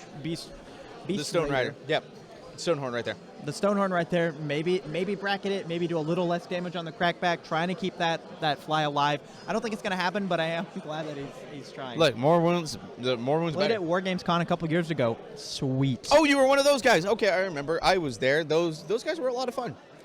I didn't actually I didn't get to meet anybody's name. I was very new into the scene at that point, so I didn't. So I remember them being there. Mm-hmm. I played against one of them. I wish I could remember his name. I remember he was wearing a Spartan hat. Mawtribes and Suns player. Dope, a destruction You lover. picked We love the that. perfect game to tune into. I know, right? There's actually only one Suns player here, and I think it's Will. I think so. Somebody. There's one Suns player, and it's But not Chris Schelling, which is I the like surprising his list part. because it's all Kraken eaters. It's not the normal boys. Yeah, it's not what we're seeing a lot, which is a lot of Breaker Tribe, because they're trying to Suns, tries to mitigate the bleeding VPs break by just stuff. doing a bunch of damage. Yeah, they try to break stuff. Heyo, Tofamos, Nurgle player from Arizona. Hell yeah. Wow. Play demons, though. You are a man after my heart. That is what I love to play in Nurgle. I like demons, which is why what Nurgle's been on the flavor? show for me for a little bit, because it's just, it hasn't played like I've super wanted to play it. I need to bring it out and retech it, but man. Yeah. What flavor of demons? He plays Nurgle demons. Didn't you read the chat? He says Nurgle player. He also said I play demons. Oh, it might be a different flavor. I You would- don't know, Eli. I would presume You it's Nurgle don't- demons. you don't know. I don't know. Do you play other demons, Tofamos? Befouling host, yeah. So he likes his Beast of Nurgle. Fine. I assume you do some plague bearers in there as well. Are you man of culture? Do you, You don't also know. Maybe- man or women of culture? You I don't can't know. tell by usernames. Maybe- Or NB of culture. Maybe they hate it. Maybe they do hate it. Getting a lot of attacks right here going into Remember how many attacks I said each fly has? something. 11 attacks. There's some wounds going down here onto this last glutton. Yeah. I don't know what from what. Probably one of these flies. One of the sets of flies.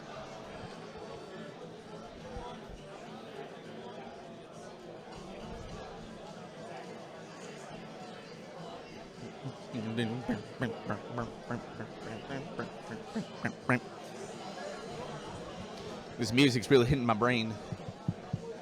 I can't remember what song it is, but it's good. Got some damage going on the glutton. Presumably, I don't know what that die is actually. Oh wow, what is The purple die is the what ended up right here? That looks like one of his butcher. Oh. I don't know what unit that is. That's a good question. We can find out. Steven's gonna go find out.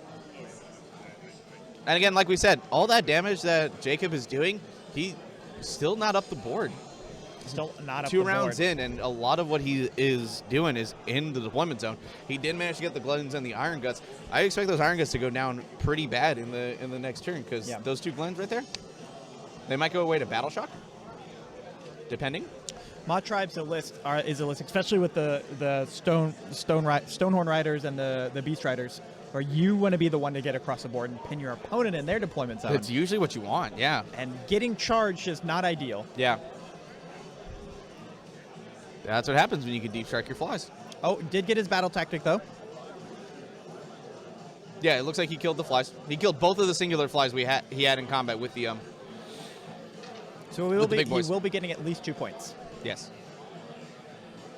That guy is dead. Although actually, no, he will not. Each fly is worth 2 models. Oh no, the Stonehorns worth 10 models. Yes, he does take that. He does take that objective. Mawtribes have a similar rule to Suns. I meant he was getting 2 points from his battle tactic. Oh, I thought you were talking about the objective. No. My bad, Steven. But now we are. So yeah, he takes that objective because the Beast Rider is 10 Is models. worth 10 models because of the Ogre rule. So it's 10 to 6 on that objective, which means he does control those objectives for 2 turns in a row. 2 of his turns. And Mightier makes Radier for the win. Honestly, in Ogres, I love it a lot because it helps them compete for objectives hugely. I remember that was one of their weaknesses before they got that book, was their objective controlling power was it basically didn't exist. The 5 Stonehorn list just You had 5 models. you had on 5 models. objectives. That's it. You were trying to table them in like a round, 2 rounds, so you can win the game. Now you don't have to, because each one of them counts as 10. Going through all the disease token rolls. I don't even think Joel's going to roll the Kronspine roll. He's just going to get de-leveled. Because again, 21 damage. That's definitely more than 18. I don't think you can roll above a 21 on 3d6. No. You can try, You can try. but you're not going to. No. And I wouldn't waste the spike luck. Yep. So Kronspine de-leveled.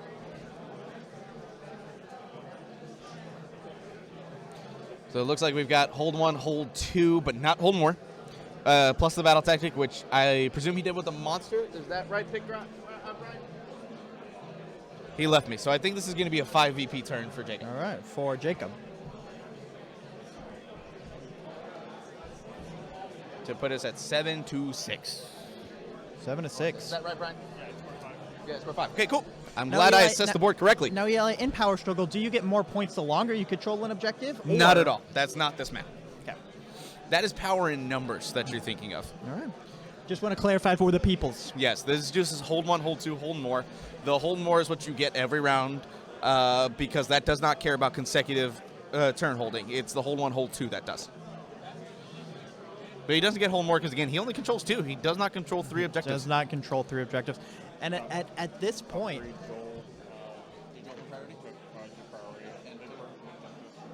Okay, so it looks like Joel won the priority.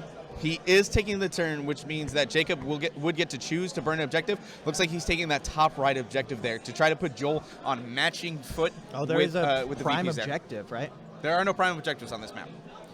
So one can be removed in Power Struggle.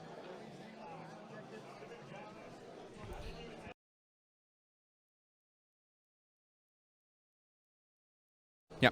So Jacob took that top right one on there, basically going to force Joel to be at 1 or 2 objectives. So if he wants the extra VPs, he is going to have to come in and get that objective.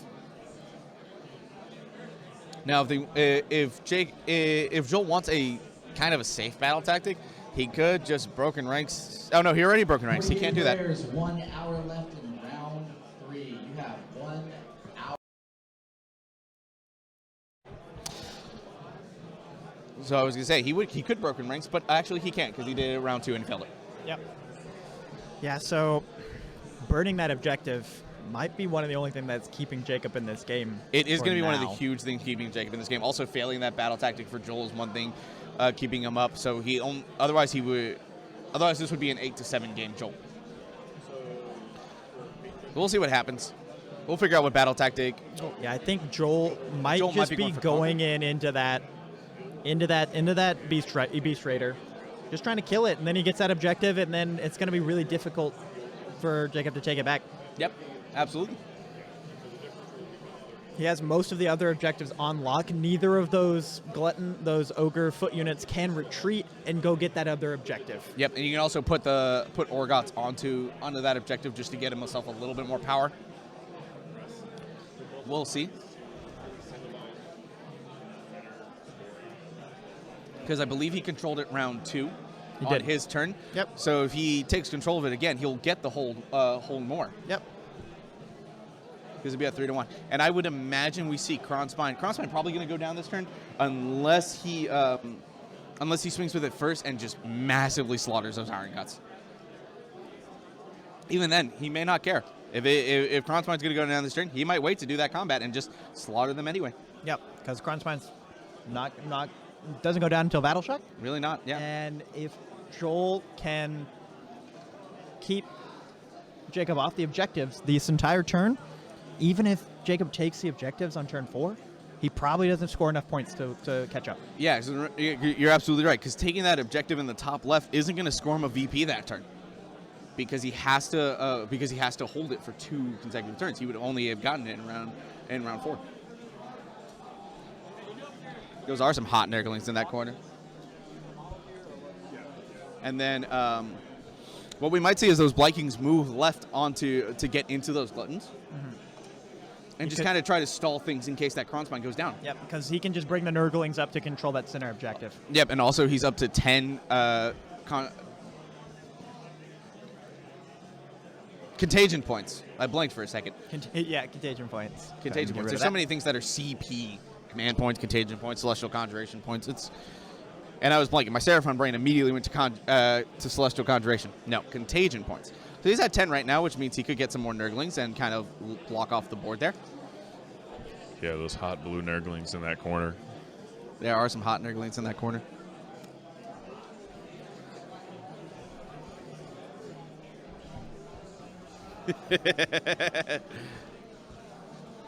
Looks like Joel has picked conquering that bottom left is- objective. Yep. The bottom right objective, you mean? Yeah, bottom right objective. bottom He's right going to be objective. trying to conquer this objective. And I think, Just as we thought, honestly, yeah. he has a really good shot. Yeah, just like we said, he's going to come down. He's going to try to kill that Beast Raider. Yeah, if he kills that Stone Rider, that helps a ton. Stone Rider. God, why haven't Stone you... Riders, I don't why know. haven't It's you a big corrected me? boy on a big boy. And honestly, he wants to charge it anyway because he does not want to get charged back. That's the big thing. That's not the one with Metal Cruncher, though. I believe it is the Chaos War Mammoth. Now, the thing right there is that if he wants to get around he wants to get into combat with his General Stone Rider, which I believe, again, is the War Mammoth, he is going to have to go around his own Mawpot because the Mawpot is impassable terrain. It is.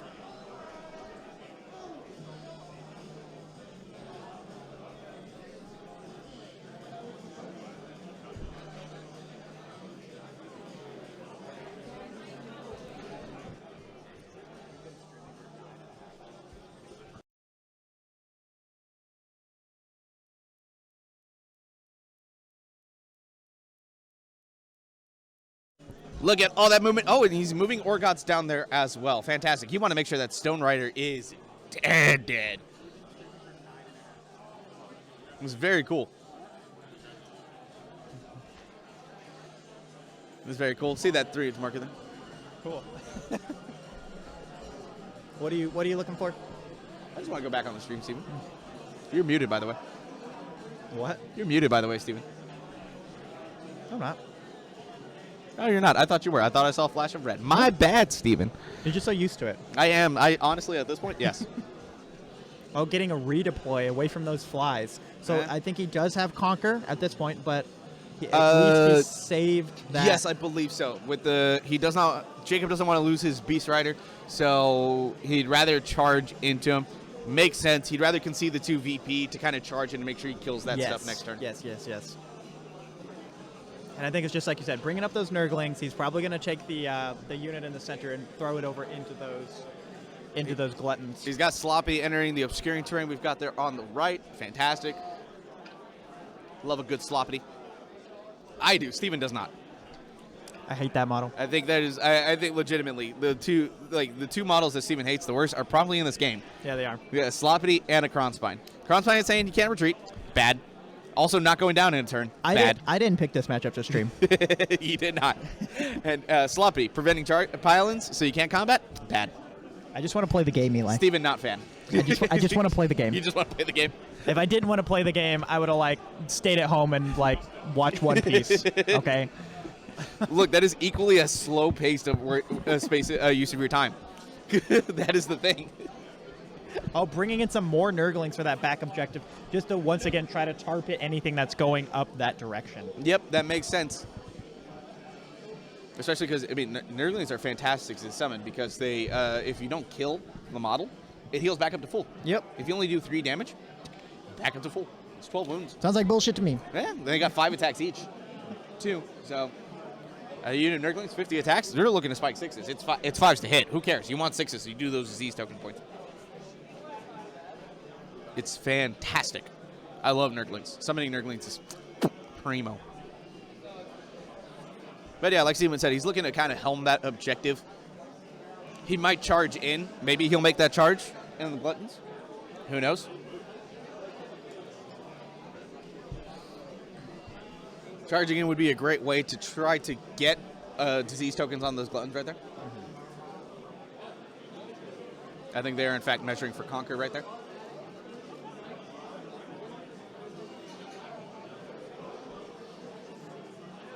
I don't know if they're saying that he got it.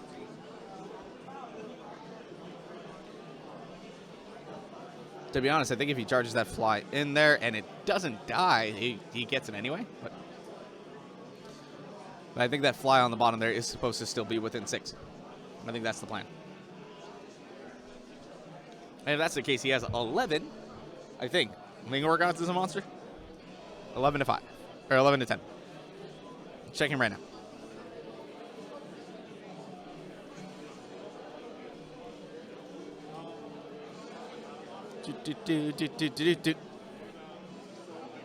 Yes, monster. So Orgos does count as 5.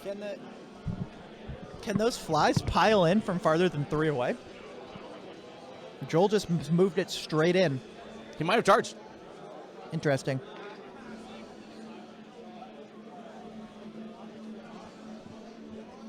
This is round 3. Right now, he's got a 4-up ward on his entire army. No bonuses. No pile-in from super far away. I found it. Did you find the position, Steven? Yeah.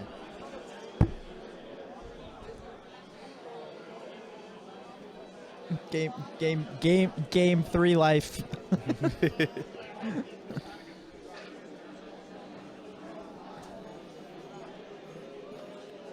Tune into our Twitter page at Weird Knobs to see Steven's premier commentating position for Game 3. Premier.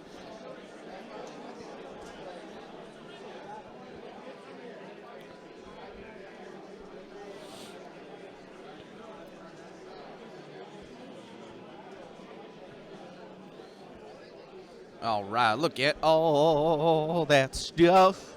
Oh, look, he Wow. decided to do That Beast Rider some. must be outside of the objective. If he's charging in all those flies, he wouldn't risk it if that Beast Rider was still within 6. Absolutely, because he wants the battle tactic to come back up. Yeah, so he's gumming it up because the Stonehorn can't get to the objective either. No, again, I mean, there's some room around, but again, he has to go around the mop pot. Yep. So, that Stonehorn is outside the objective? The one that redeployed. The Beast Raider. Yeah, the Beast Rider right here. Because why would he? He's not right because he has nothing on me within 6. Yeah, so you guys talked about that. Oh, interesting. Cycle of Corruption only gives Nurgle heroes a 4-up ward. Troops are still on a 5-up. I'm going to double check that.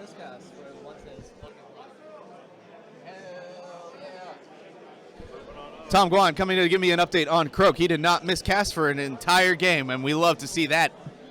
Mummified Frog doing work.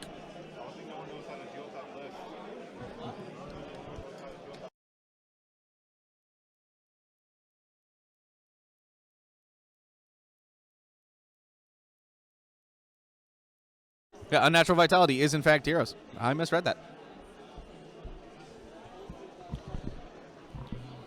Spencer, we've got another bot.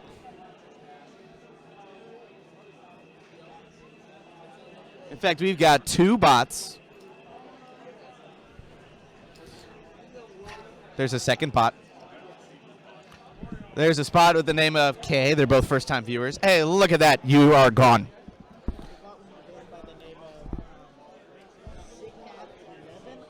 We appreciate that. We appreciate all of those bannings. Oh, yeah. Because we are farm to table homegrown following here. We did no miss, bot followers We did here. miss a bot. I think though it's Sickcath 11. I think we need to get that bot banned as well. Get Sikath out of here. Just kidding. We love you, Chalk Boss.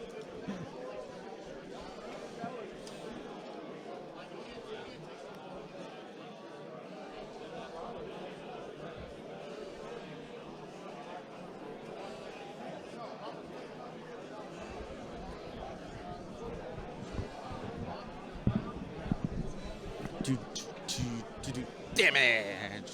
Or saves. I don't know. Joel rolling some dice.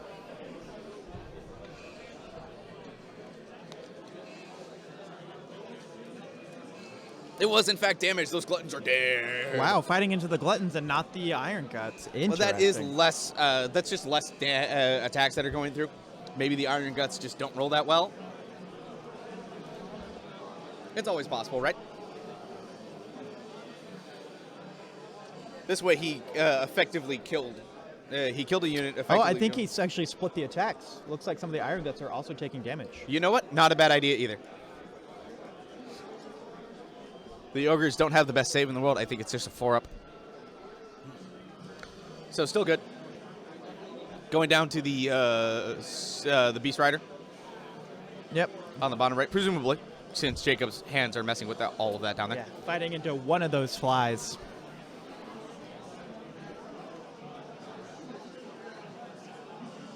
That is a very large pylon. Oh, he has his mount trait, I believe, of the Stonehorn is It's Metal Cruncher. I thought Metal Cruncher was something with damage. He has a thing. Presumably he has a thing.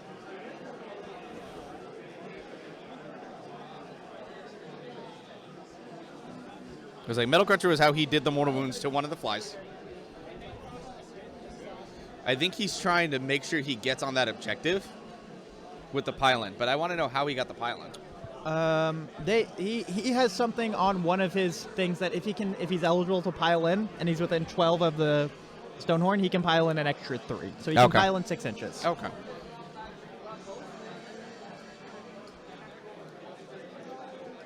In which case he might not get his battle tactic if that Beast Rider made it within 6 inches.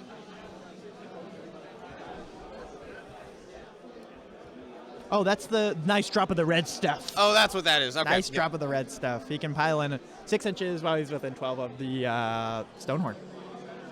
Okay, so that applies to all units within that aura. Yeah. Okay, yeah, that's pretty good. I believe. Yep. Friendly units that start a pile-in move wholly within. Yeah, wholly within. But it's when they start that they are can only move within. an extra 3 inches when they pile in. Okay. Yeah, so he's probably trying to toe in on that objective. Yeah. Absolutely. I mean, I can't say I blame him. I don't know how many wounds they have left, and honestly, how many wounds the Beast Riders have in general. And this is still top of 3. This is, in fact, still top of 3.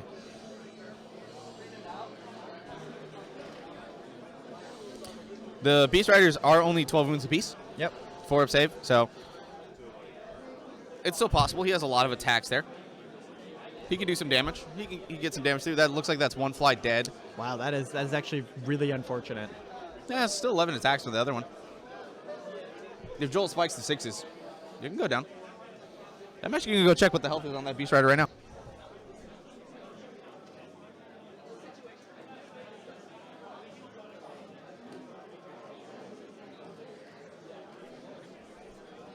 Going to be really important to see if that Beast Rider is actually within 6 of that bottom right objective. Because if he is, he owns it because he counts for 10 models.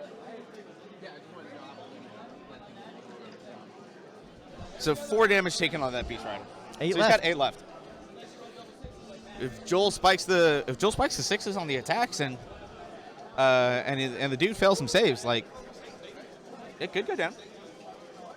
It's always possible. I see A6. There's that 5-up ward, makes it.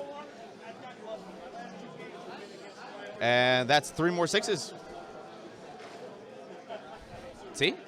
What did I tell you?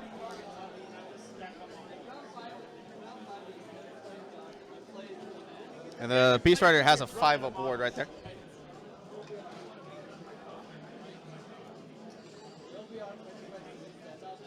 See, 2 more damage. Look, every little damage matters because if Joel rolls all those 4-ups, could go down. Stonehorns have a 5-up ward, though. 5-up ward, so they live a long time. Yes. They do live a long time. Here are those Iron Guts back into the Kron Spine.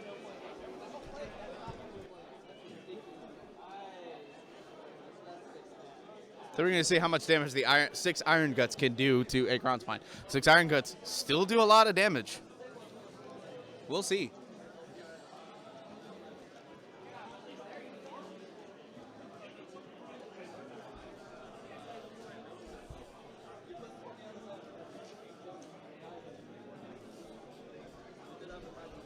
Look at all those dice. Big dice for big boys. And some small dice. Probably for the special weapons.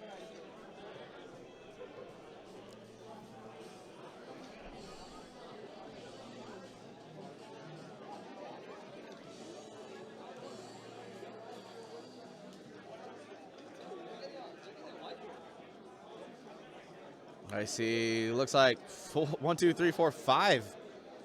5 that go through. And look at Joel rolling all those saves. Holy crap. That Kronspine is going to live another turn, folks. Sometimes the dice gods are just in your favor. Sometimes they really just are.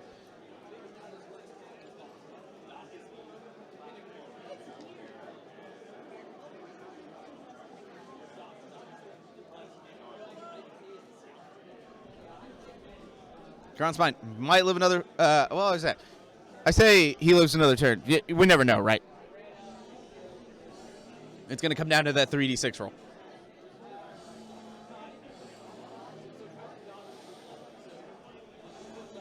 It looks like we're at end of combat, which is why that purple die on the board is ticking up.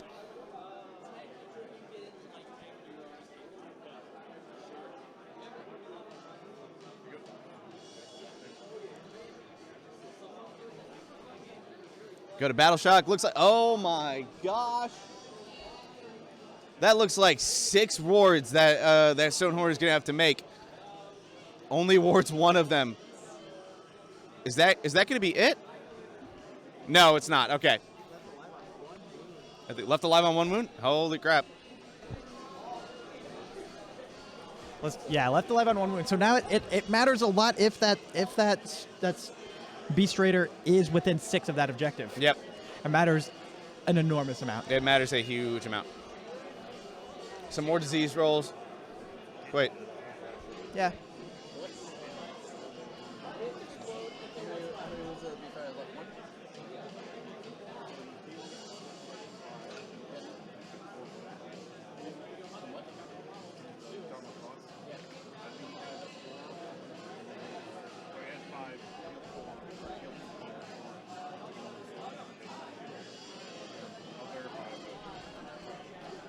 It looks like Kronspine did in fact live. Joel rolling well enough above the amount of wound total. I don't know how many wounds they have taken, but honestly, a lot of it came down to Steven. You missed it. Bullshit. 5 saves that he had to make. Rolled 3 6s and a 5 and a 1. Wow. Well,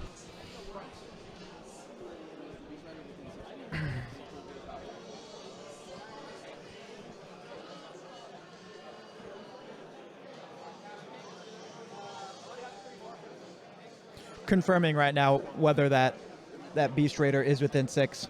so they're still tallying up VP this turn, just to be sure. They're still doing stuff. The big thing is that Joel is at least getting hold 1, hold 2. The question is, does he hold more? And does he get his battle tactic? That's going to be very, very important. The even bigger thing is that those Iron Guts are stuck in combat a little bit. That Beast Raider is within 6, so Jacob will hold that bottom objective, and Joel will not get his conquer. That hurts a lot. Yep. So it's still hold 1, hold 2. Joel's still in a commanding position as far as objective control goes. And we'll see what happens. That swings the game back to being closer than it was. Yes. Remember, there's still a fly there within 3 of that Beast Rider, so he's still going to get a token at the end of the movement phase for a disease token. He can't heroic recovery. There's still some play here. And remember that when that Beast Rider goes down, if that Beast Rider goes down, that's an extra VP for Joel. There's still some play here. It's still pretty close. I think one of the big breaks that Joel got was the fact that he survived that Iron Gut attack. Yes. With the Kronspine. He is going to prevent him getting on that objective. This basically solidly controls two objectives back and forth for each. Conquer middle objective. Oh, Jacob going to conquer that middle objective. Which means he's going to send that Stonehorn straight up. Interesting. Interesting indeed. He wants to charge. He does. That's the big thing.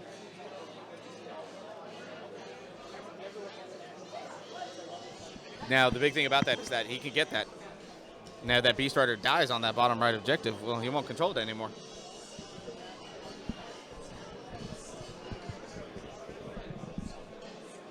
So we'll have to see. Looks like some spells are being casted.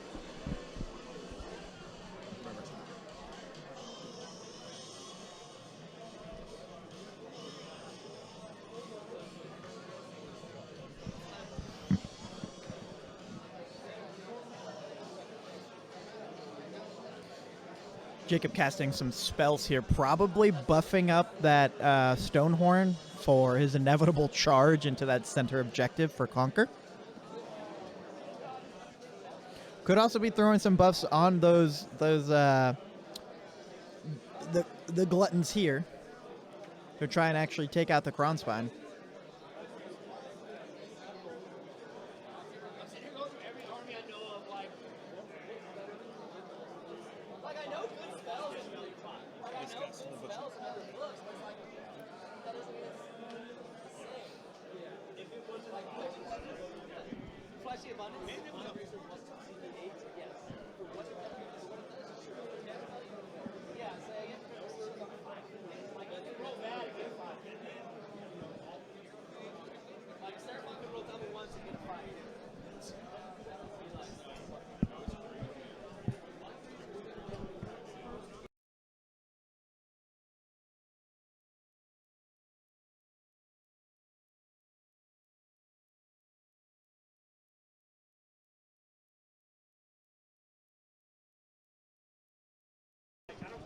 As expected, that Stonehorn using its 14 inches of movement, I believe, to just move straight up the board.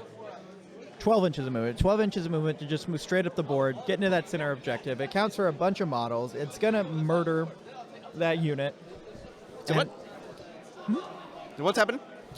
Just as we expected, the Stonehorn is moving directly up the center of the board. Yeah, absolutely. No surprise. It's kind of the only hammer Jacob has left at this point, so he's got to use it. He's still got the Beast Rider down at the bottom. True, but it is very hurt. Yeah, it's at what, 9 wounds taken right now? Yep. So only 3 left. Still got a 5 aboard, so there's always a chance.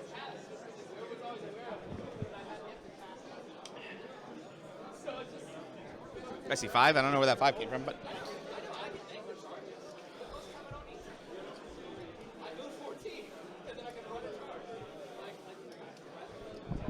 and don't forget, Kronspine's still on 1 level, still not going to go away until Battle Shock if the Iron Guts put a lot of damage into it. Yep. So that Iron Gut unit might be clear, and then the Kronspine goes away. But he's also got the Butcher in the way now. So there's a bold risk at play, but at this point, Jacob needs to start pushing forward onto the objectives, and Joel needs to just kind of hold off. Remember we said at the beginning of this match, this was basically a big hammer versus big anvil? Yep. Let's see what wins out. This is going to be a pivotal round. It looks like that's that charge. I don't know what he rolled on the charge. That many. 7. But it's 4 boards, and he didn't roll very many. I see 2. He did not. Failed both the wards, though. Both. Okay, so 2 wounds on the Blight Kings. Remember, they're 4 each except the champions, 5. Oh, and the troops are still on a 5-up. Yes, the troops are still at a 5 aboard.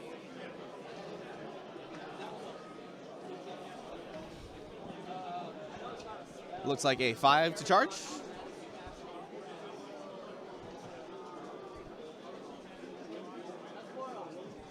I don't know what he was trying to charge, if that was a charge roll. But I do know that that is a 6. He's trying to see if he can get onto that objective there.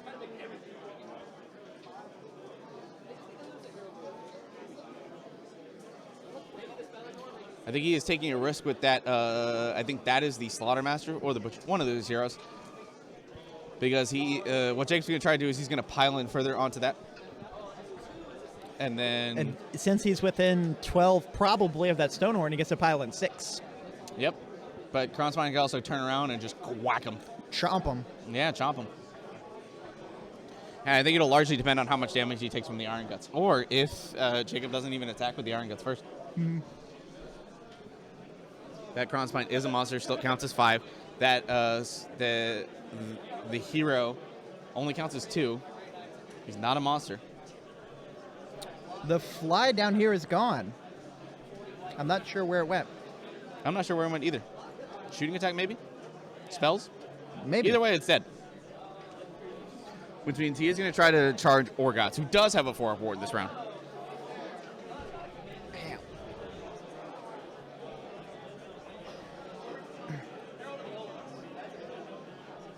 God, ones again. I don't know what Joel's trying to roll, but double ones, usually not what you want. That 5 earlier may have been the Beast Rider at the bottom there trying to charge Orgots. Possibly. That's very possible.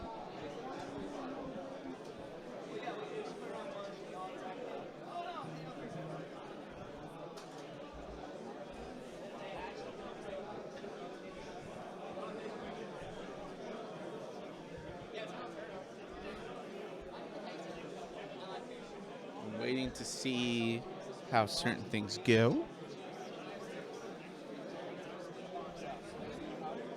But like we've been talking about, it looks like he's doing attacks with the Iron Guts. Yep. Which means those ones we saw were probably for Monsters Rampages. Or something. There's been a wager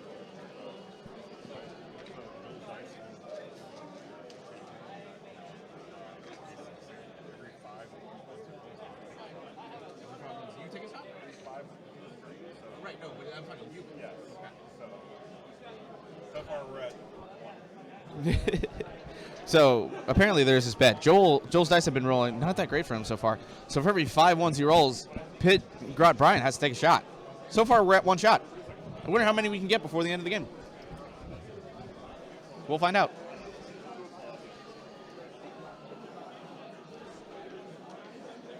He didn't roll shitty on the Kronzvine saves.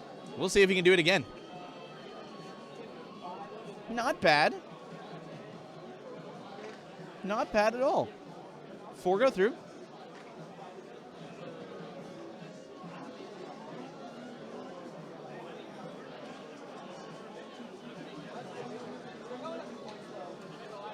And saves 2 right there. Look at that.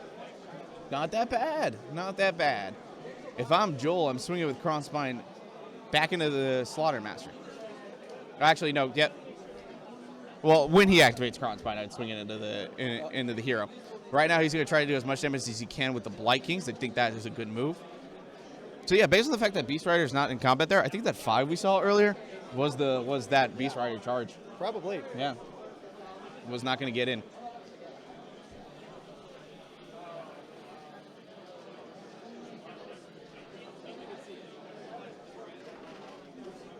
This is going to be a close game, folks. And Joel missing a couple battle tactics is really hurting him, but he's still got a chance to pull it out.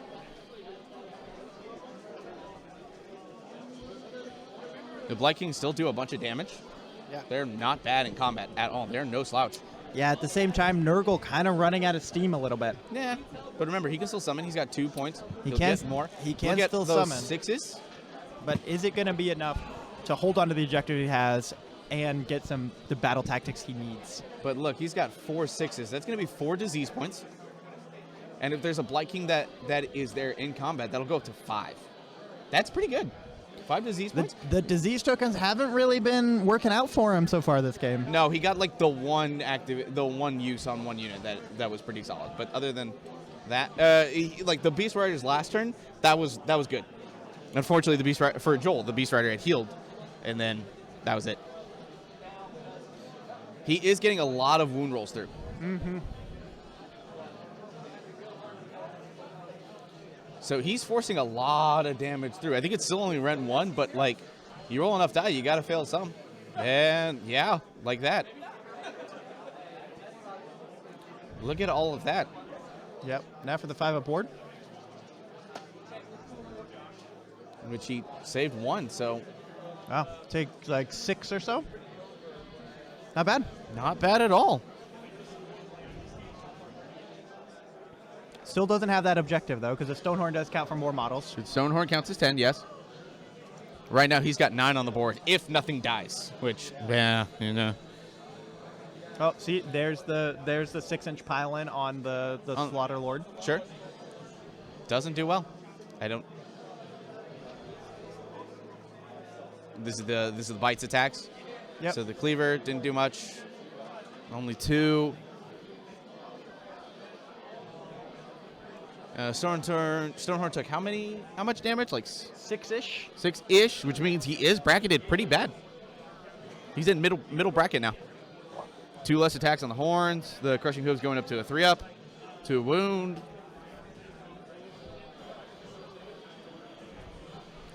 Kronspine going into that Slaughtermaster now. Absolutely, This you is got him. probably the last combat. No, the Stonehorn still needs to fight. The Stonehorn still needs to fight, yes.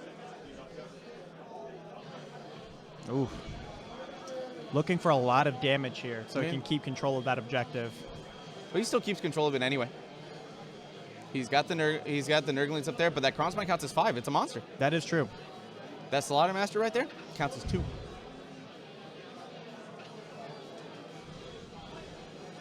$40K players, you have 20.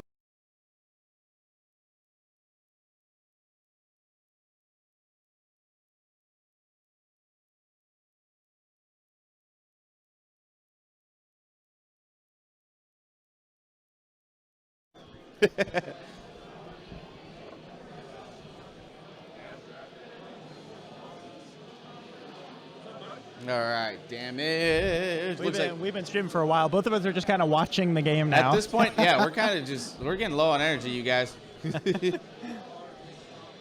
Ooh. Look at those saves.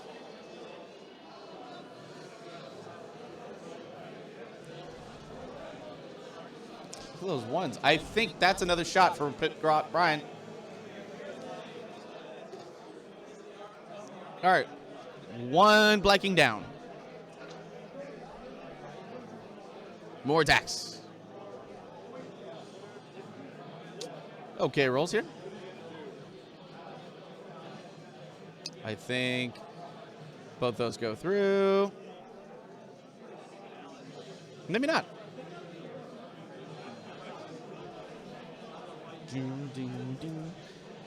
Oh, there are only 4 Iron Guts there. I feel like his Kronspine split attacks. He did. Not bad. Look at that. I like that these players are using the dice Dual saving box. rolls. Oh, yeah. No, super appreciate it. We put it there for people so that you can see what's going on.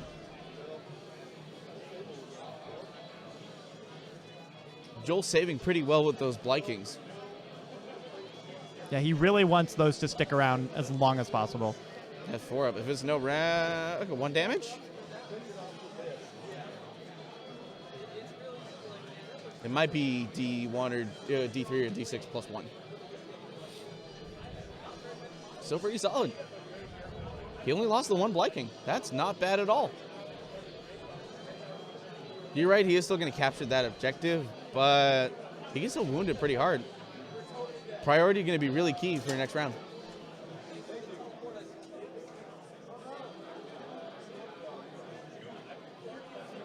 Some terrain falling over in the 40K tables. I don't know about you, but rage. Protect the terrain, 2022. Let's go. That's a 3. I don't know what that 3 is for. Oh, the disease token. There's still a disease token on that Beast Rider. So. Yep. Look at all those mortal wounds. Look at all that damage going on there.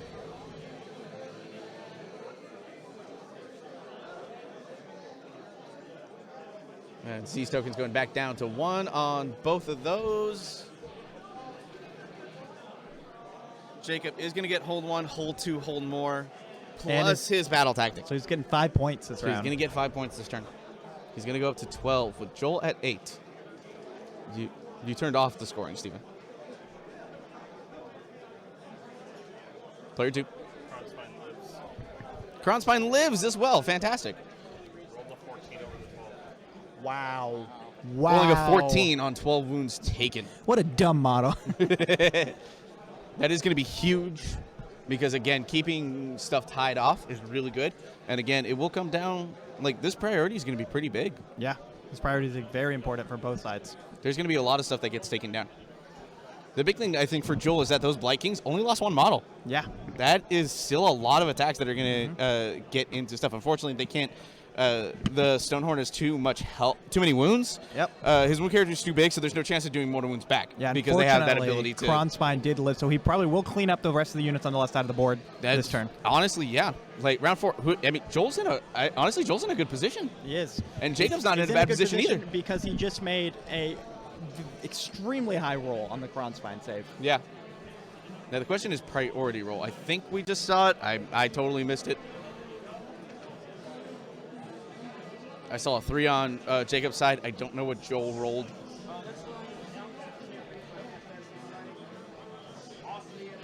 But we will see what's going on mostly.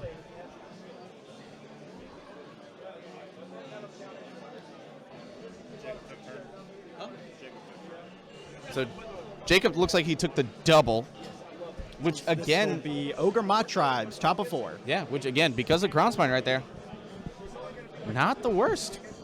Not the worst position to be in for Joel. He is getting doubled. We'll see what happens first. The Crown Spine is still within 6 of that objective there, so he didn't take it. Depending on where he attacks first, the big thing is that he's probably going to charge Orgots. The bottom right there, actually probably try to get in this time, unless he rolls Snake Eyes, which, can happen. Jacob going through his spells.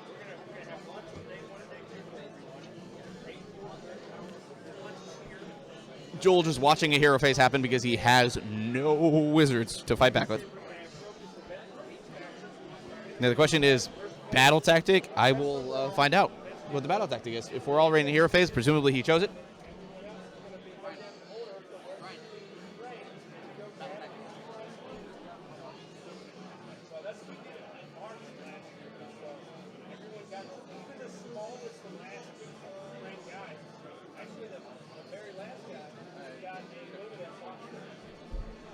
Looks like Jacob is taking aggressive expansion on the bottom points there, the ones that he already controls. So that makes a lot of sense. It's basically 0 effort. Battle tactic right there. Let's go ahead and see if I can actually use this to get on battle tactic player 2. Aggressive expansion. Huzzah! I can use the stream deck. So we'll see how much damage that Jacob can do, because that's going to be huge. Remember, Joel still is doing some Nurgling stuff. He's still got models on the board. He's still got a Sloppity over in that terrain piece. Joel has bodies. He's not out of the game.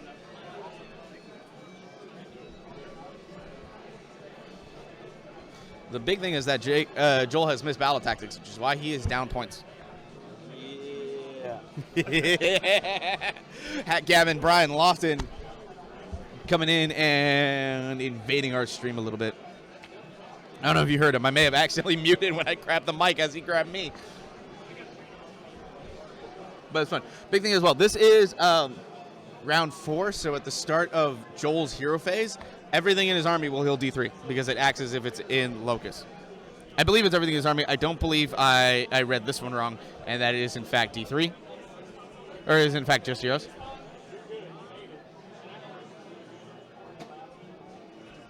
Yep, all units or trios being within 14 of a locus of fecundity, so everything can heal D3 wounds instead of just 1. I see an 8.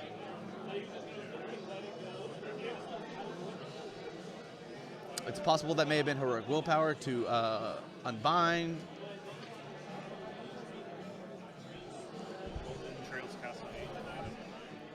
Denied on a 9. Molten entrails denied. That's pretty big. Yeah, because I believe that is the mortal wound one, right? That's the +1 damage. Oh, that's the +1 damage. Yeah, that's huge.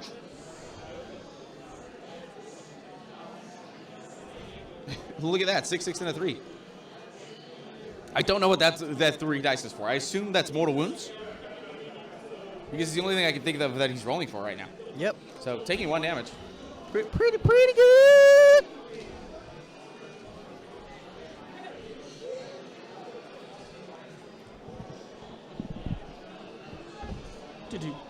Do.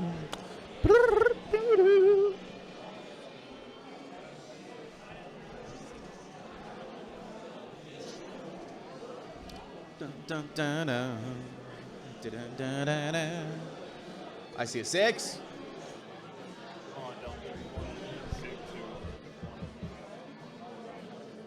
Okay.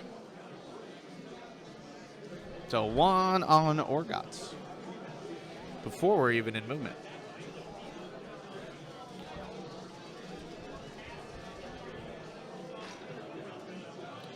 They're going. The question is as well. The good thing about, or the interesting thing about what's going on this list is that Joel isn't going to give up monster VPs. Nothing in that can retreat from the Kronspine. But Jacob here has 2 monsters that could die and give up monster VPs, which can help Joel get back in this game. Otherwise, Jacob's got a commanding lead at the moment. Let's see what's going on.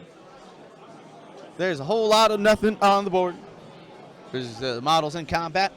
Can we get to the exciting part? Measuring sticks, as tradition. You want measuring stick off right now. You like that? Measuring stick off.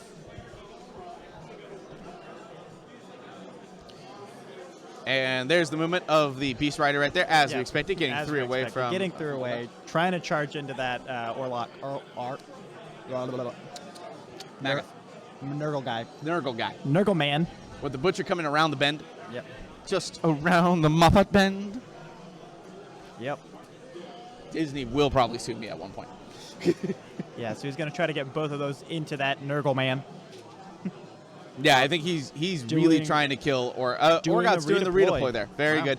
Joel conceding the objective in favor of just having of just getting the guy further away. He does not want the Beast Rider going away. He's fine with that.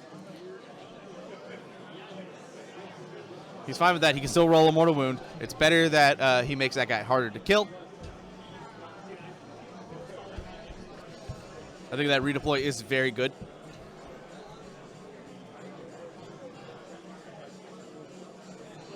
Again, we'll see how much is dead after this top of the round. Yeah. It's a bit of a slower game, but that's okay. These are still two good players duking it out. I want to say both of these players went 4-1 at Slambo 2 weeks ago. So these players know what they're doing.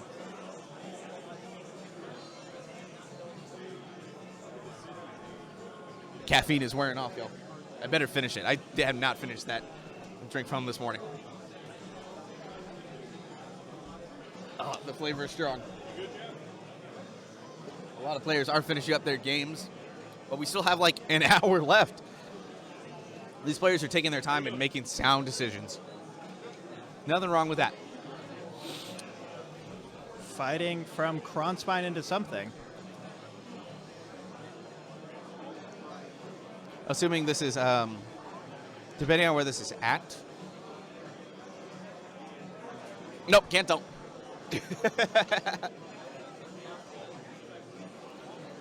The unfortunate part about doing these streams and not our home streams is that we can't figure out exactly everything at the time that we're doing it. Mostly because we don't want to influence the game. This is a tournament after all. It matters. We do not want to influence the outcome at all.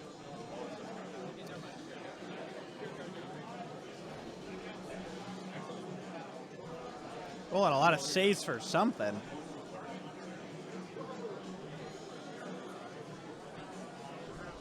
I don't know. I'm going to figure out what's going on right now.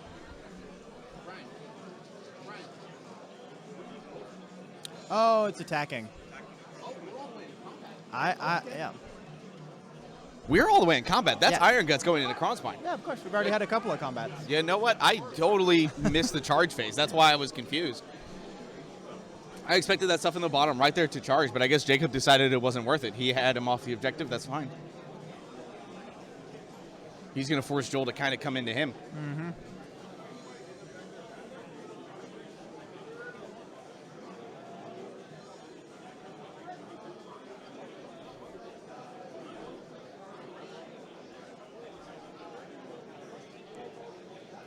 Take a look.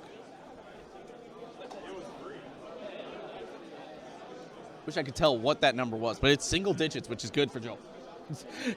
Single digit damage on Kronspine, good. Let's see.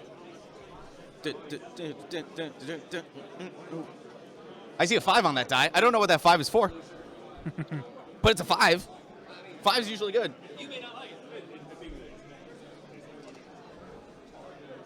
I see 3 Blight Kings left. Unless there's one at the top there. I don't think there is. There's just the three blood. Because 2 died last time and it's a unit of 5. Oh, sorry, 2 died last time, not 1. That's fine. That's right. And if I had to guess, this is, in fact, yeah, this is the Blight Kings going into the Stonehorn. It's all right. It's a good game. It's just not as exciting as I mean, it's a tactical. yeah. And that's what I was mentioning. Like they're both a wound density list. Yeah. It's a wound density list, but it's a hammer versus an anvil. And which one rolls better? Yeah. Honestly, like. Blight Kings are lighting up the rider. We'll see what we can do. Picross Brian. Brian, will you? Oh, is dead? Oh, I was gonna say, saved him. I was gonna say, what is the disease token counter at right now for that Stonehorn? Should be able, just one. Yeah, the middle one right here. Yes, I know this bottom right one's at 1. There's nothing in combat with it. Come on, Brian. Come on. Steven's giving me glazed eyes. I think he is ready to go home and honk out for games 4 and 5. It's been a little while. We know this game's not as exciting as game 2 was. So what? Max 7. Okay, so we got Max 7 disease tokens on that Stonehorn. That Stonehorn could go down. He's done a good amount of damage to it. He has, yeah. We know this game's not as exciting, but this game is very tactical. These players are playing really well. It is, I would say, it's a closer game than what those VPs appear. Yeah.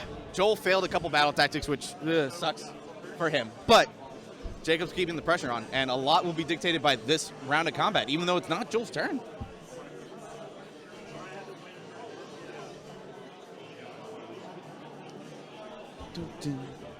There's some Led Zeppelin playing in the background. It's keeping me energized.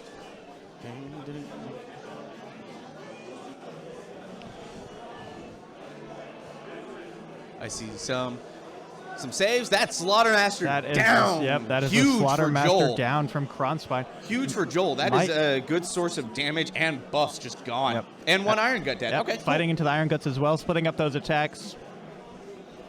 He's been doing that the whole game. Looks like based on Jacob's hand move. Oh, he's piling in. Okay. Piling in, yep. He wants to kill those. Blight Kings. Just to kind of solidify his hold on that center objective. Yeah, which isn't going to matter as much if it dies to disease tokens, because luckily for Joel, he's got the Nurglings within 6 inches. So he's gonna hold on to that objective if the Stonehorn dies. If it doesn't die, Jacob obviously gets hold 1, hold 2, hold more. He's good. His battle tactic is all but a sure. I think it's 100% a sure because he did on the bottom too. Mm-hmm. Look at that. Save. One of them didn't save because I think that was a run 1 attack. Age of Sigmar players, you have 1 hour left. So I think Here might be a little bit more. Spencer offering up making his offer. If you bribe him with beer, he will make the round longer. Otherwise, there's an hour left in this. So again, totally fine at the pace that Joel and Jacob are taking. It's not as fast-paced as the last game. Again, the last game was the Vice, and the first 3 rounds we just blitzed through. Yeah. But this game, they're taking they're slow and methodical. They're both wound density lists. One is a hammer, the other's an anvil. Which one's gonna roll better? Those Blight Kings, 1 left, still 1 alive, but there's only one left now. But if I had to imagine, it's the one that has 5 wounds on it. Yep. Which also means this champion, he can Inspiring Presence it. Mm-hmm. Well, he can Inspiring Presence it with Orgot stuff.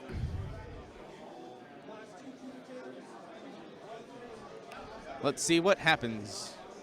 More disease tokens for that mammoth. Taking damage. Kronspine does go down. That is bad. 40K players, you have 10 minutes left.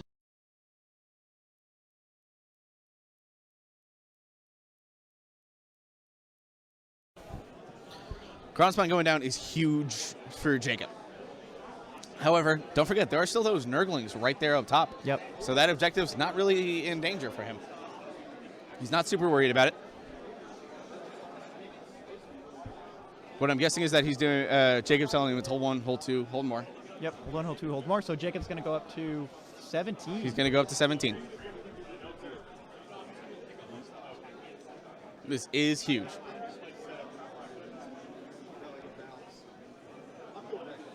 Yeah, Joel needing to make up 9 points here. It is pretty big, especially because he did not control that center objective his last turn. Yeah. So, oh no, he did control his last turn. Jacob only took it on his turn. So if he kills that Stone Rider, he gets it back. That is still hold 1, hold 2. That is true. He does have to kill the Stone Rider, though, which is possible. It's on 10 wounds taken. But on hold 1, hold 2, slay the Warlord. He could slay the Warlord. He could get 4 points. I don't know mathematically if Joel can actually come back and win this game. It will take a lot. I think he has to stall killing the Beast Riders a turn each time, so you can get the monster points. He might have to summon some stuff. It's possible. I don't think it is. Like I said, possible. But he's going to have to take one of the objectives this turn. He's got to take the middle one, and he's got to take another one. I don't think mathematically Joel can actually come back from this. Like I said, it will depend on how much he can kill. He's got to get onto, not only does he need that center objective back, he needs to get one of the bottom objectives, and he needs to get his battle tactic. He needs to not drop a battle tactic the rest of the game. That's the big thing. He needs to not drop a battle tactic the rest of the game. He has to capture every single objective on the board. No, he only needs 3. He needs all of them. Why does he need all 4? Because Jacob will be scoring a point off the one objective he does have. Oh, that's fair. So if he kills both of the riders, 1 a turn, and holds the 3 objective, it's a tie game. Fair. Fair. But if he...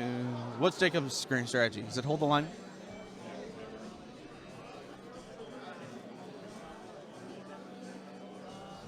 Vendetta. I forget what that one is. I actually forgot that one is as If that's well. the case, he might. If that's one of the ones that I think it is, he might already have it.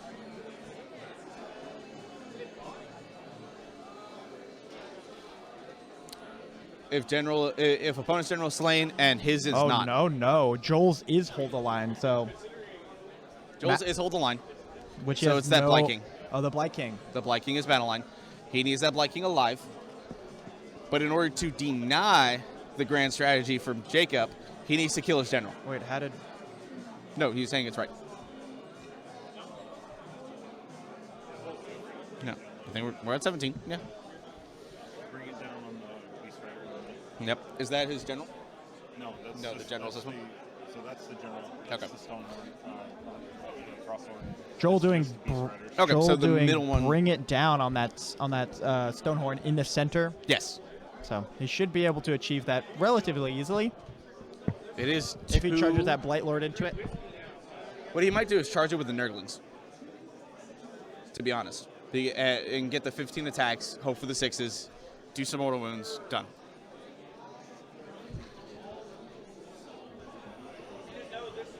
And have Orgots kind of charge that Stonehorn on the bottom there.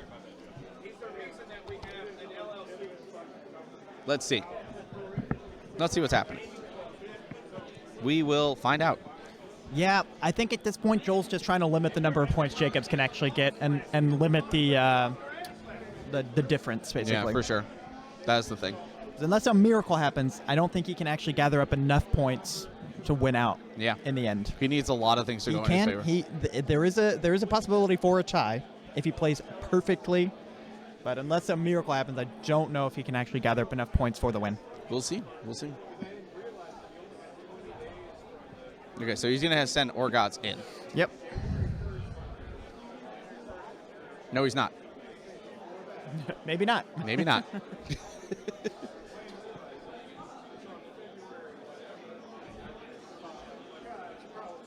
Maybe actually lucky for him that one Blight King is alive because it can't retreat.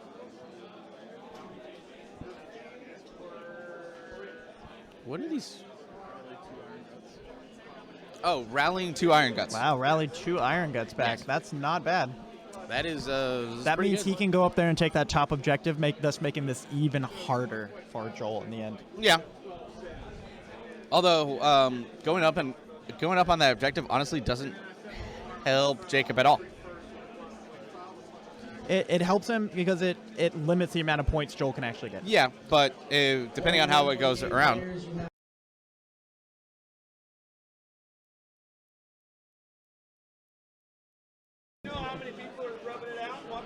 Oh, absolutely. I hope they are. Brian Lotta giving us one of the best compliments that we've received to date. At this point, moving those Iron Guts up onto that objective is kind of just win more. It's just win more. That's exactly the point that I was trying to make Steven. Going on there doesn't really hurt him that much. It doesn't really help Jacob that much.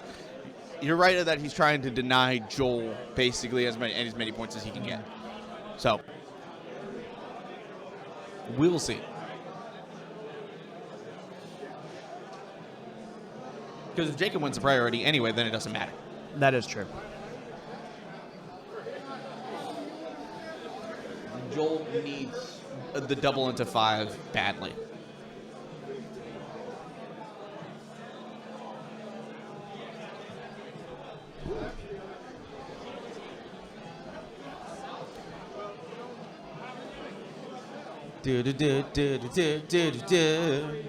Let's see what we can do. Joel setting up that charge on that kind of last hammer he has. Yeah, pretty much. On Nurgle Man. Something to note, I believe Orgots has a shooting attack. It's only one shooting attack, but it does D6 damage. Oh, making the charge, going in, trying to get that battle tactic, just trying to make up the difference in points. Honestly, yeah, that's the big thing. Throwing everything he has into there just to try to push through that last little bit of damage. Well, he's got to kill it and then send everything into the other unit. He is going to try to charge the Nurglings at the Iron Guts as well. Yeah, because he wants to hold them back. Essentially, that's the big thing. He wants to stop the Iron Guts from moving forward, especially if Jacob wins the priority. Yep. He needs them up there. It almost doesn't matter if 2 of them die. Nope. A Monstrous Rampages. Okay. Yep. Monstrous Rampage, probably Stomp or Roar. That was a Stomp roll. Oh, yes, yes, it was. No. Yes, that was a Stomp roll.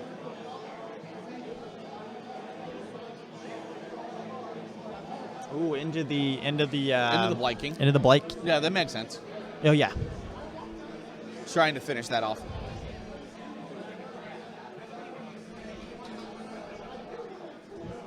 But now we're going to get to the all-important combat rolls.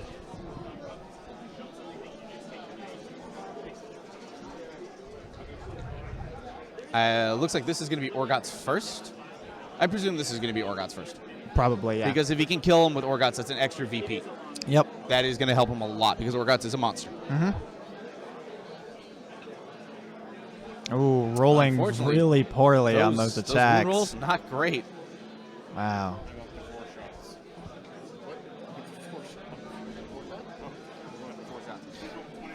Pit Brian telling us he's up to 4 shots now. That is 21s that Joel has made. There's another one right there. Joel's dice really not being helpful. He's rolling quite poorly on rolls he really doesn't need to be rolling poorly on. Jacob not doing that great either. The little damage that is going through is not being saved. Yeah, those are ward rolls that he's making right there. Oh, and that guy, and there he's is down. a Stonehorn. He only had a couple wounds left. Now the question is, was Orgots the one that did it? Because if Orgots is the one that did it, that's another VP. That's a 4 VP gain. That is huge for Joel to get back in this game.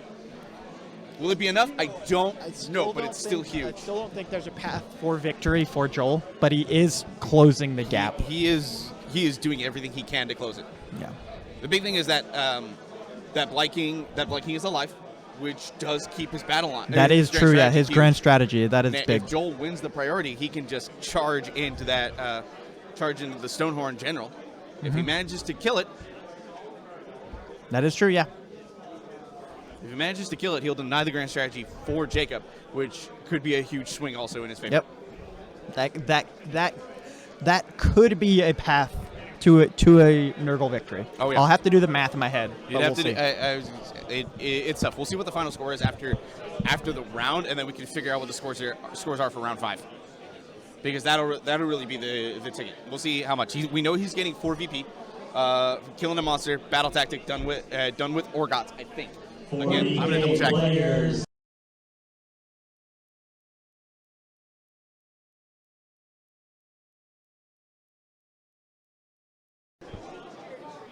did confirm it was Orgots that killed the monster, so that is a 3v battle tactic, plus killing a monster.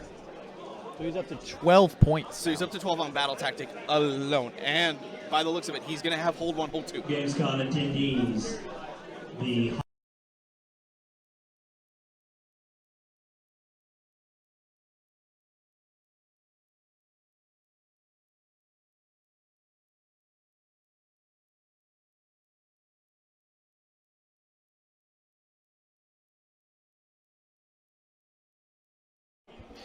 Okay.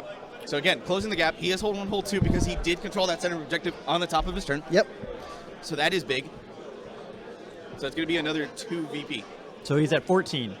The issue is, I think that was the priority roll. Jacob got the priority. Jacob got priority. This is really bad for Joel. This might be... The question is, what does Jacob do? He might just sit and do nothing. Well, honestly, he runs the general away. He honestly, denies if as I was many Jake- battle if I was tactics Jacob, I would run. denies as many battle tactics as possible. Yeah. Not Runs, even that. Also keep his grand strategy alive. Because remember, he has to keep his general alive. Yeah. Because he already killed the Lord of yeah. Afflictions. And he charges those Iron Guts into those Nurglings. Yes.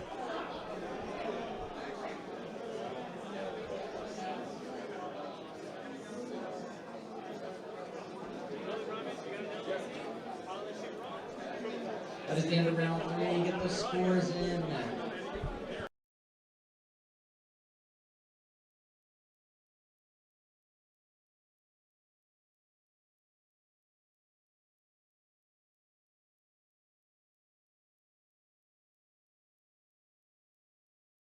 One starts a little bit earlier.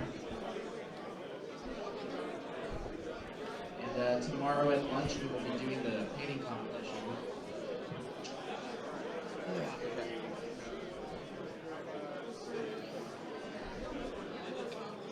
Looks like Joel trying to rally Blight Kings. He got one back. Okay. Got one back. Not That's bad. good. So handling right here. That's This one all runs into huge this thing. USB hub. It's powered. We got... Helps a lot with all the long runs. We will, again, we'll see what happens. This is going to be a closer game than I think it looked like a turn ago.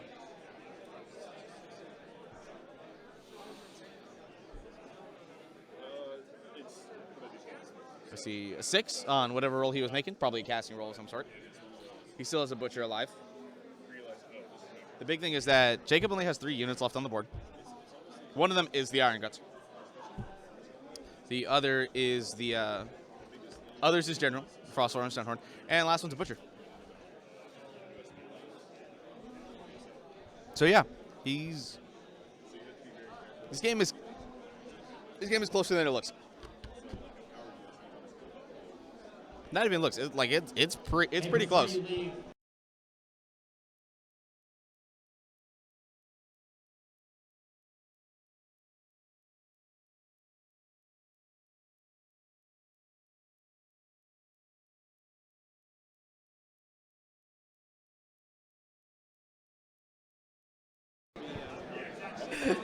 All right, let's see what's going on. The 40K announcer does keep going on. So with the PA, Jacob so he is keeps Jacob is at minimum 20 points right now. If talking. Yep, you got the Iron Guts on the objective. He controls that. If he runs his general away, which I don't know if he's going to, it looks like he's about to charge him in, which is probably not a Bold smart play. move. Bold play. But right now, if his general lives, he has 20 points. Is Vendetta the one where your heroes are the only ones? You kill a general, and you kill a general, and your general lives. Interesting. Yep. So yeah, he's gonna get hold 1, hold 2, hold more. You're right. He's at minimum 20. I don't know what his battle tactic is. We'll go ahead and we'll clear the battle tactic for player 1. I will find out what Jacob's destruction move right there. That's right. Bring it down on Orgots. That makes sense now. Why Joel? Bring it down on Orgots. Yeah.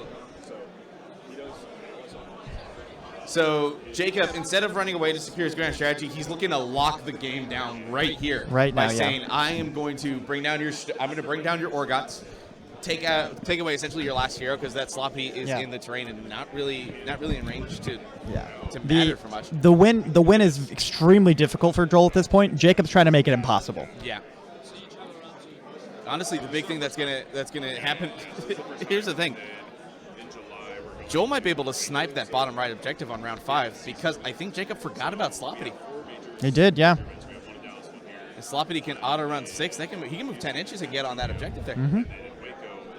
That is a snipe. That'll get him the hold more that he needs. I don't think that's enough. That is not enough. Nope, never mind. We are both It is incorrect. Just barely He enough. he gets exactly half inch away. That's why. He gets into the Nurglings. Yes. Which he can use that to swing into. Absolutely. The big thing is that he's going to roll 8 dice here, and every 4 up is a mortal wound. He's probably going to throw it all on Orgots because, unfortunately, not rolling that well. No, Yeah, there's 3 impact hits, right? Orgots is going to unleash hell. He does save one of the wounds from the impact hit, so he's only taking 2. Yep. But he is about to unleash hell back. So you can do some damage back. That Frost Lord on Beast Rider, I think it's still got a good amount of damage taken. Orgots only has 1 attack on the shooting, but if he rolls that 4 to hit, 2 to wound, he could do D6 damage. He can hit back pretty hard.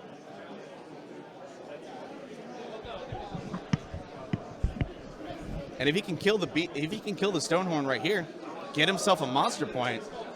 Yep. Pretty big. Or if Orgots can live, he can do Slay the Warlord. Yep. And he has Orgots alive to do it. There is...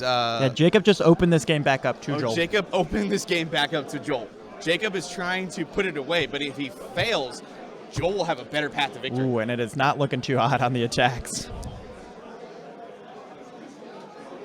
I don't even know what happened. Oh, actually, no, he is charging again, I believe. He's charging in...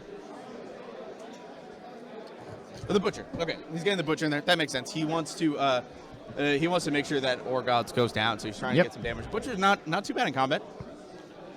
Honestly, it might just be that if he attacks with the Butcher first, he might try to. Looks like that's 2 mortal wounds. Yep. Because it's 6s. But I think the big thing is, why is it so many? Oh, the 6s on the Disgustingly Resilient roll reflect back onto the Stonehorn. Oh, that is unfortunate. Both of them taking a lot of damage here. Those 6s that are reflected should not be wardable, so I don't know what that die was for. But yeah, we'll see. Big thing is that, there's a 1, so nothing. Whatever his Monster Rampage was, he ain't doing it. Nope.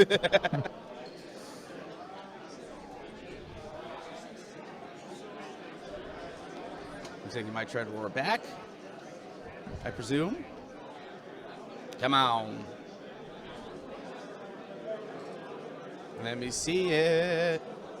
Or you Titanic Duel. Maybe. That might be it too. Get the +1 to save. Yeah, not +1 to save, +1 to hit. +1 to hit. You're right. Monster to a monster. You're right.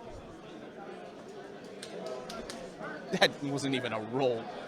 Those Ogre dice. The only thing that bothers me about the Ogre dice is sometimes they don't actually roll. They plonk. They just plonk.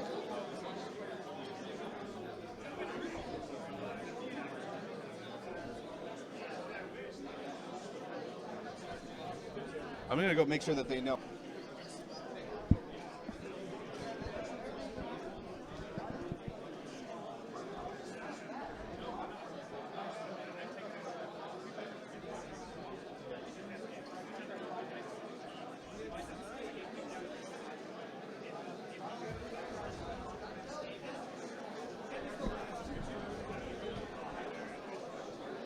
All right.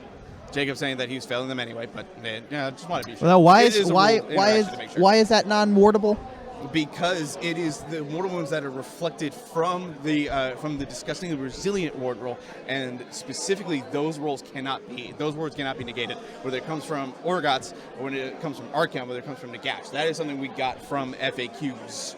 Just from the Disgustingly Resilient rolls, though. It's just from the Disgustingly Resilient rolls when he reflects the mortal wounds on the 6s to hit. Or on the 6s to Disgustingly Resilient rolls. Those cannot be warded. Reflect mortal wounds like that cannot be warded.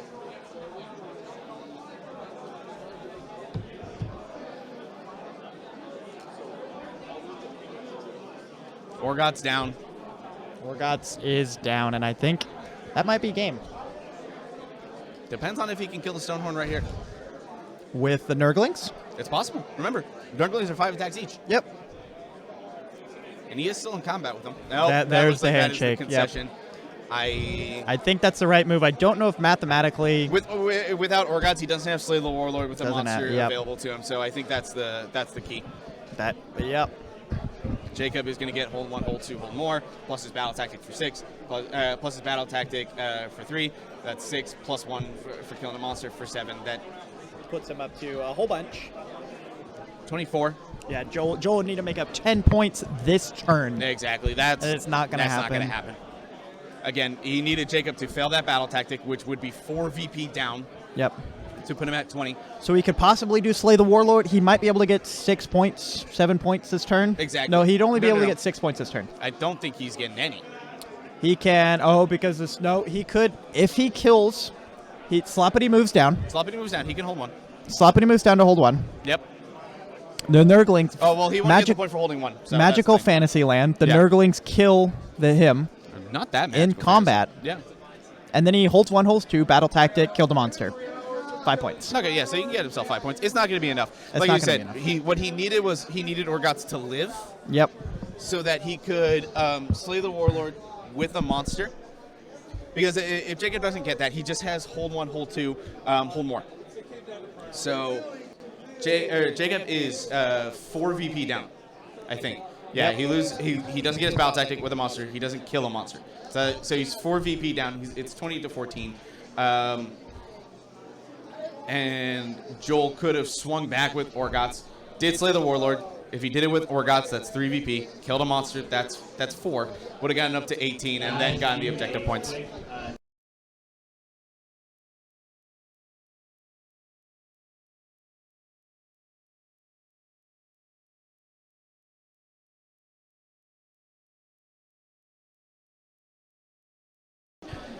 The big thing was, like we said at the beginning of the game, this was wound density, hammer versus anvil, and it looks like the hammer won out.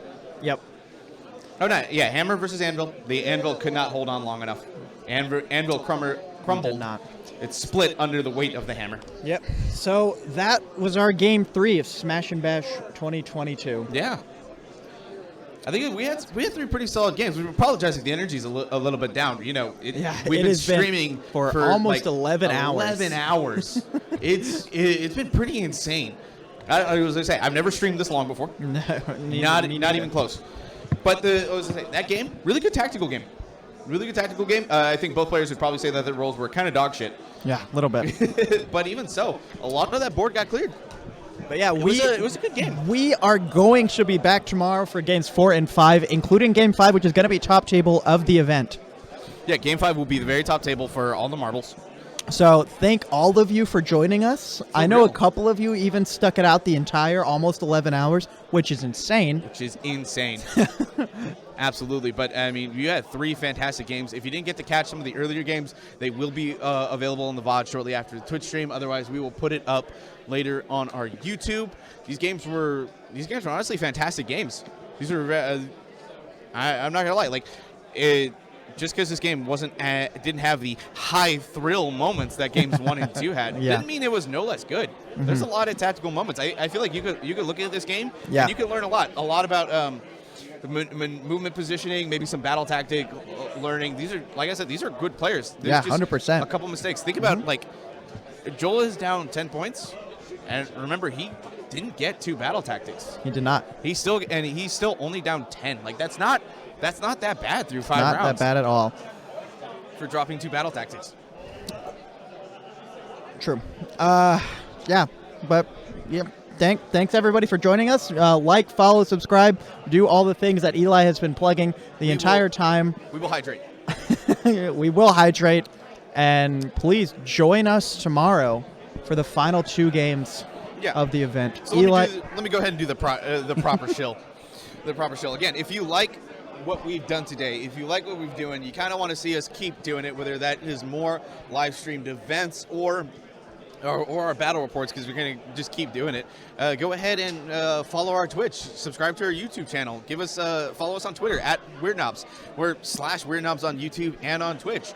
just kind of let us know you want us around. It would be awesome. I love doing this. Steven seems to be having a blast. Even with our lower energy, we really enjoy it.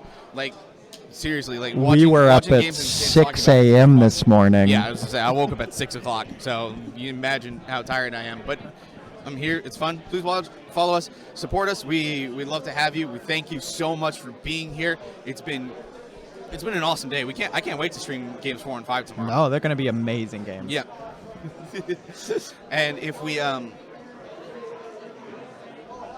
here's what I was gonna say. If you like what we're doing, tell GW. I'm gonna keep saying that all the time. Oh, GW God. isn't streaming AOS games, and we want them to stream AOS games. And the main reason they're not doing it is because they don't have one to commentate. I don't know if I want to stream for GW.